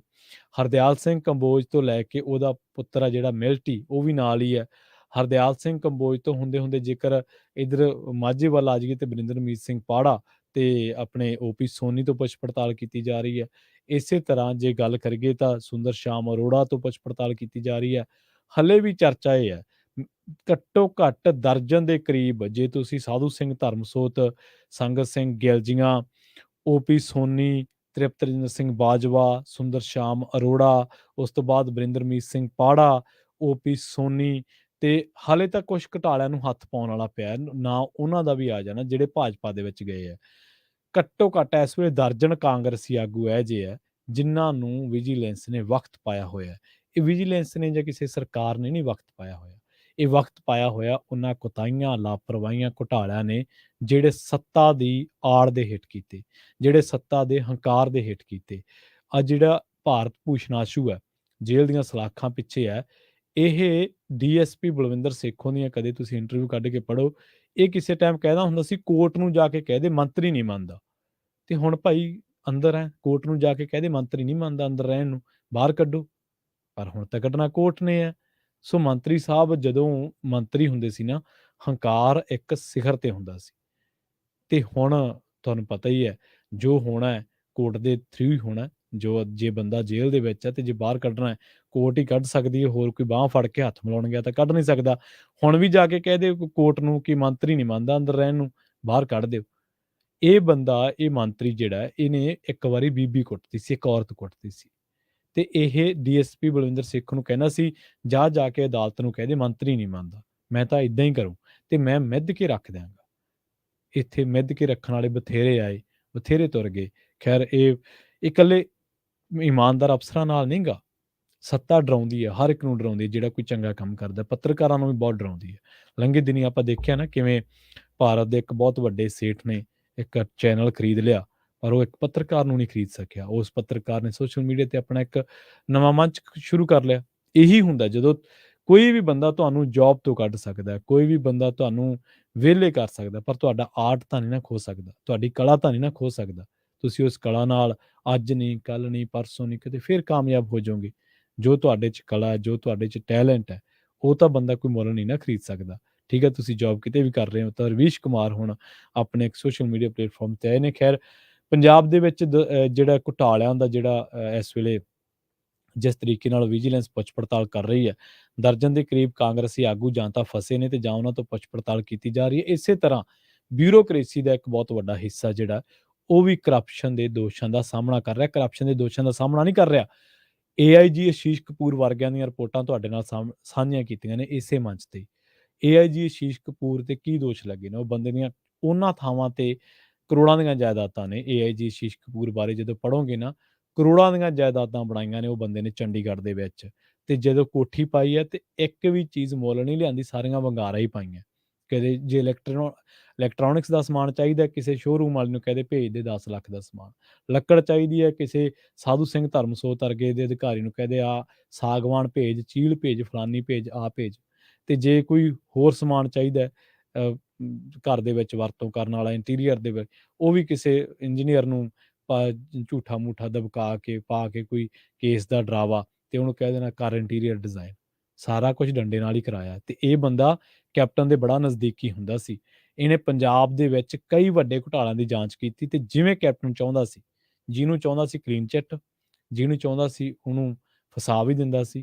ਕਈ ਅਹਿਮ ਘੁਟਾਲਿਆਂ ਦੀ ਇਹਨੇ ਜਾਂਚ ਪੜਤਾਲ ਕੀਤੀ ਤੇ ਵਿਜੀਲੈਂਸ ਦਾ ਹੈੱਡ ਹੁੰਦਾ ਸੀ। ਅੱਜ ਵਿਜੀਲੈਂਸ ਦੇ ਸ਼ਿਕੰਜੇ ਦੇ ਹੇਠ ਹੈ। ਸੋ ਸਮਾਂ ਬੜੀ ਬਲਵਾਨ ਚੀਜ਼ ਹੈ, ਸਮਾਂ ਬਹੁਤ ਵੱਡੀ ਚੀਜ਼ ਹੈ। ਹਰ ਇੱਕ ਉਸ ਬੰਦੇ ਦੇ ਵਿਰੁੱਧ, ਚਾਹੇ ਉਹ ਅਕਾਲੀ ਹੈ, ਚਾਹੇ ਕਾਂਗਰਸੀ ਹੈ, ਚਾਹੇ ਕੋਈ ਡੀਸੀ ਹੈ, ਐਸਐਸਪੀ ਹੈ, ਡੀਐਸਪੀ ਹੈ, ਤਹਿਸੀਲਦਾਰ ਹੈ, ਪਟਵਾਰੀ ਹੈ, ਕਾਨੂੰਗੋ ਹੈ, ਕੁਛ ਵੀ ਹੈ, ਐਸਡੀਐਮ ਹੈ, ਹਰ ਉਹ ਬੰਦਾ ਜਿਹਨੇ ਪੰਜਾਬ ਦੇ ਖਜ਼ਾਨੇ ਨੂੰ ਲੁੱਟਿਆ, ਜਿਹਨੇ ਪੰਜਾਬ ਦੇ ਲੋਕਾਂ ਨੂੰ ਲੁੱਟਿਆ, ਚਾਹੇ ਭ੍ਰਿਸ਼ਟਾਚਾਰ ਦੇ ਰਾਹੀਂ, ਚਾਹੇ ਉਹਨੇ ਰੇਤ ਦੀਆਂ ਖੱਡਾਂ, ਚਾਹੇ ਉਹ ਅਕਾਲੀ ਹੈ, ਕਾਂਗਰਸੀ ਹੈ, ਆਮ ਆਦਮੀ ਪਾਰਟੀ ਵਾਲਾ, ਹਰ ਇੱਕ ਨੂੰ ਹਿਸਾਬ ਦੇਣਾ ਪਊਗਾ। ਹੁਣ ਇਹ ਸਰਕਾਰ ਲੈ ਰਹੀ ਹੈ। ਜਿਹੜੇ ਅੱਜ ਇਹ ਸਰਕਾਰ 'ਚ ਕੁਛ ਕਰ ਰਹੇ ਨੇ ਗਲਤ, ਜਿਹੜੇ ਕਹੇ ਸੀ ਅਸੀਂ ਤਾਂ ਜੀ ਉਹ ਨਦੀ ਦੇ ਵਿੱਚ ਨਾ ਜਿਹੜਾ ਨਦੀ ਦਾ ਮੁਹਾਨ ਹੀ ਸਾਫ਼ ਕਰਦੇ ਸੀ, ਰੇਤਾ ਥੋੜ੍ਹੋ ਕੱਢਦੇ ਸੀ। ਅੱਜ ਵੀ ਹੈਗੇ ਆ ਬਥੇਰੇ ਕ੍ਰਾਂਤੀਕਾਰੀ ਜਿਹੜੇ ਕਿਸੇ ਨਾ ਕਿਸੇ ਪਾਵਰ ਦੀ ਆੜ ਦੇ ਹੇਠ ਪੈਸਾ ਬਣਾ ਰਹੇ ਆ। ਇਹ ਨਾ ਤੁਸੀਂ ਸਮਝੋ ਕਿ ਸਾਰਾ ਕੁਝ ਠੀਕ ਹੋ ਗਿਆ, ਬਹੁਤ ਕੁਝ ਹੋ ਰਿਹਾ ਹਾਲੇ ਵੀ ਫੌਜਾ ਸਿੰਘ ਸਰਾਰੀ ਵਰਗੇ ਹੈਗੇ ਆ, ਜਿਹੜੇ ਕਹਿੰਦੇ ਆ ਕਿ ਹਿੱਸਾ ਪੱਤੀ ਤਾਂ ਕਰਨਾ ਪਊਗਾ। ਇੱਕ ਫੌਜਾ ਸਿੰਘ ਸਰਾਰੀ ਨਹੀਂ, ਕਈ ਨੇ, ਸਾਰੇ ਨਹੀਂ, ਕਈ ਨੇ। ਸੋ ਉਹਨਾਂ ਨੂੰ ਵੀ ਅੱਗੇ ਆਉਣਾ ਵੇਖਦੇ ਹਾਂ ਕੌਣ ਆਊਗਾ ਜੋ ਪੰਜਾਬ ਦੀ ਸਰਕਾਰ ਚਲਾਊਗਾ ਤੇ ਕੌਣ ਇਹਨਾਂ ਨੂੰ ਵੀ ਅੱਗੇ ਲਿਆਊਗਾ। ਪਰ ਅਸੀਂ ਕਹਿੰਦੇ ਹਾਂ ਕਿ ਕੋਈ ਵੀ ਹੈ, ਭਾਵੇਂ ਕਿਸੇ ਵੀ ਕੁਰਸੀ ਤੇ ਬੈਠਾ, ਕਿਸੇ ਵੀ ਪਾਰਟੀ ਦੇ ਵਿੱਚ ਹੈ, ਜਿਹਨੇ ਪੰਜਾਬੀਅਤ ਨਾਲ ਧਰੋਹ ਕਮਾਇਆ, ਜਿਹੜਾ ਪੰਜਾਬ ਦਾ ਨਹੀਂ ਹੋ ਸਕਿਆ, ਮਿੱਟੀ ਦਾ ਨਹੀਂ ਹੋ ਸਕਿਆ, ਲੋਕਾਂ ਦਾ ਨਹੀਂ ਹੋ ਸਕਿਆ, ਤਨਖਾਹਾਂ ਵੀ ਲੈ ਲਈਆਂ, ਡਰਾਈਵਰ ਵੀ ਲੈ ਲਏ, ਮਾਲੀ ਵੀ ਲੈ ਲਏ, ਰਸੋਈਏ ਵੀ ਲੈ ਲਏ, ਰਿਹਾਇਸ਼ਾਂ ਵੀ ਲੈ ਲਈਆਂ, ਪਰ ਬਾਵਜੂਦ ਇਸ ਦੇ ਪੰਜਾਬ ਦੀ ਲੁੱਟ ਕੀਤੀ। ਇਦੋਂ ਗੈਰ ਇਖਲਾਕੀ ਹੋਊਗਾ ਤੇ ਅੱਜ ਵਿਦੇਸ਼ਾਂ ਦੇ ਵਿੱਚ ਭੱਜੇ ਫਿਰਦੇ ਰਕੇਸ਼ ਸਿੰਗਲੇ ਵਰਗੇ। ਰਕੇਸ਼ ਸਿੰਗਲੇ ਬਾਬਤ ਵੀ ਇੱਕ ਦਿਨ ਰਿਪੋਰਟ ਪਾਈ ਸੀ ਕਿ ਕਿਵੇਂ ਇਸ ਬੰਦੇ ਨੇ ਅੰਪਾਇਰ ਖੜਾ ਕੀਤਾ, ਕਿਵੇਂ ਘੁਟਾਲੇ ਕੀਤੇ। ਅੱਜ ਤੋਂ ਤਕਰੀਬਨ 2.5-3 ਮਹੀਨੇ ਪਹਿਲਾਂ ਦੀ ਗੱਲ ਹੈ। ਤੇ ਰਕੇਸ਼ ਸਿੰਗਲੇ ਤੇ ਵੀ ਰਿਪੋਰਟ ਪਾਈ ਸੀ, ਦੱਸਿਆ ਸੀ ਬੜੀ ਤਫਸੀਲ ਦੇ ਨਾਲ। ਅੱਜ ਬਾਹਰ ਬੈਠਾ ਹੈ, LOC ਜਾਰੀ ਹੋ ਗਿਆ, ਹਰਦਿਆਲ ਸਿੰਘ ਕੰਬੋਜ ਤੇ ਵੀ ਜਾਰੀ ਹੋ ਗਿਆ। ਸੋ ਦੇਖਦੇ ਹਾਂ ਆਉਣ ਵਾਲੇ ਦਿਨਾਂ ਦੇ ਵਿੱਚ ਇਹ ਰੁੱਖ ਜਾਂਚਾਂ ਦੇ ਕਿੱਧਰ ਨੂੰ ਜਾਂਦੇ ਨੇ, ਦੋਸ਼ੀਆਂ ਦੇ ਵਿਰੁੱਧ ਕਾਰਵਾਈ ਹੁੰਦੀ ਹੈ ਜਾਂ ਫਿਰ ਇਸੇ ਤਰ੍ਹਾਂ ਹੀ ਤਰੀਕਾਂ ਤੇ ਸੱਦ ਕੇ ਬਾਅਦ ਦੇ ਵਿੱਚ ਨਿਕਲਣਾ ਕੁਛ ਨਹੀਂ। ਪਰ ਇੱਕ ਕਾਨੂੰਨ ਜ਼ਰੂਰ ਬਣਨਾ ਚਾਹੀਦਾ ਕਿ ਜਿਹੜਾ ਬੰਦਾ ਆਮਦਨ ਤੋਂ ਵੱਧ ਜਾਇਦਾਦ ਬਣਾਉਣ ਦੇ ਦੋਸ਼ਾਂ ਦਾ ਸਾਹਮਣਾ ਕਰਦਾ, ਉਹਦੀ ਪ੍ਰਾਪਰਟੀ ਅਟੈਚ ਹੋਣੀ ਚਾਹੀਦੀ ਹੈ। ਉਹ ਵਾਪਸ ਵੀ ਤਾਂ ਮੁੜਨਾ ਚਾਹੀਦਾ ਨਾ ਲੁੱਟ ਦਾ ਮਾਲ। ਕੱਲਾ ਇਹ ਥੋੜ੍ਹਾ ਕਿ ਕਿਸੇ ਬੰਦੇ ਨੇ ਦੋਸ਼ੀ ਲੁੱਟ ਕੀਤੀ, ਫੜਿਆ ਗਿਆ ਤਾਂ ਠੀਕ ਹੈ, ਨਹੀਂ ਤਾਂ ਪੌਂ ਬਾਰਾਂ ਹੀ ਹੈ। ਇਹ ਹੋਇਆ, ਇਸੇ ਤਰ੍ਹਾਂ ਹੀ ਬਿਊਰੋਕਰੇਸੀ ਨੇ ਪੰਜਾਬ ਦੀ ਸਿਆਸਤਦਾਨਾਂ ਨੇ ਲੁੱਟਿਆ ਨਾ ਪੰਜਾਬ ਨੂੰ, ਹੁਣ ਫੜੇ ਜਾ ਰਹੇ ਨੇ। ਤਾਂ ਹੁਣ ਐਸਾ ਕਾਨੂੰਨ ਇੱਕ ਜ਼ਰੂਰ ਬਣਨਾ ਚਾਹੀਦਾ। ਇਹੋ ਜਿਹਾ ਜਿਹੜਾ ਪੋਲੀਟੀਕਲ ਰਿਫੋਰਮ ਹੈ ਉਹ ਸਾਡੇ ਸਿਸਟਮ ਦੇ ਵਿੱਚ ਜ਼ਰੂਰ ਹੋਣਾ ਚਾਹੀਦਾ ਹੈ ਕਿ ਜੇ ਕੋਈ ਬੰਦਾ ਲੁੱਟ ਕਰਦਾ ਤਾਂ ਉਹਦੀ ਜਿੰਨੀ ਆਮਦਨ ਜਿੰਨੀ ਜਾਇਦਾਦ ਬਣਾਈ ਹੈ ਉਹਨੇ ਲੁੱਟ ਨਾਲ, ਜਿੰਨੀ ਦੇ ਉਹ ਪ੍ਰੂਵ ਨਹੀਂ ਕਰ ਸਕਦਾ, ਉਹ ਅਟੈਚ ਹੋਣੀ ਚਾਹੀਦੀ ਹੈ। ਔਰ ਹਰਜਾਨੇ ਵਜੋਂ ਉਹਨੂੰ ਐਸਾ ਕੋਈ ਐਕਟ ਬਣੇ ਜਿਹਦੇ ਤਹਿਤ ਇਹ ਹੋਵੇ ਕਿ ਜਿੰਨੀ ਬਣਾਈ ਹੈ ਉਦੋਂ ਦੁੱਗਣੀ ਉਹਦੀ ਆਪਦੀ ਅਟੈਚ ਹੋ ਜੇ, ਫਿਰ ਤਾਂ ਲੁੱਟ ਰੁਕ ਸਕਦੀ ਹੈ। ਨਹੀਂ ਇਹ ਜਿਹੜੀਆਂ ਗਿਰਜਾਂ ਨੇ ਇਹ ਨੋਚ ਕੇ ਖਾ ਜਾਣਗੀਆਂ ਲੋਕਾਂ ਨੂੰ। ਸੋ ਇੱਥੇ ਹੀ ਪ੍ਰੋਗਰਾਮ ਖਬਰ ਤੇ ਨਜ਼ਰ ਨੂੰ ਆਪਾਂ ਸਮਾਪਤ ਕਰਦੇ ਹਾਂ। ਪੰਜਾਬੀ ਰੇਡੀਓ USA ਦੀ ਅਗਲੀ ਪੇਸ਼ਕਸ਼ ਪ੍ਰੋਗਰਾਮ ਅਪਡੇਟ ਅਮਰੀਕਾ, ਵਿਸ਼ਵ ਭਰ ਦੇ ਨਾਲ ਅਮਰੀਕਾ ਦੇ ਵਿੱਚ ਵਾਪਰੀਆਂ ਅਹਿਮ ਅਤੇ ਵੱਡੀਆਂ ਘਟਨਾਵਾਂ ਬਾਰੇ ਜਾਣਕਾਰੀਆਂ ਸੁਣਨ ਦੇ ਲਈ, ਦੇਖਣ ਦੇ ਲਈ ਜੁੜੇ ਰਹੋ ਪੰਜਾਬੀ ਰੇਡੀਓ USA ਦੇ ਨਾਲ। ਤੇ ਆਖਿਰ ਦੇ ਵਿੱਚ ਇੱਕ ਵਾਰ ਫਿਰ ਤੋਂ ਤੁਹਾਨੂੰ ਸਭ ਨੂੰ ਪਿਆਰ ਸਤਿਕਾਰ ਸਹਿਤ ਸਤਿ ਸ਼੍ਰੀ ਅਕਾਲ।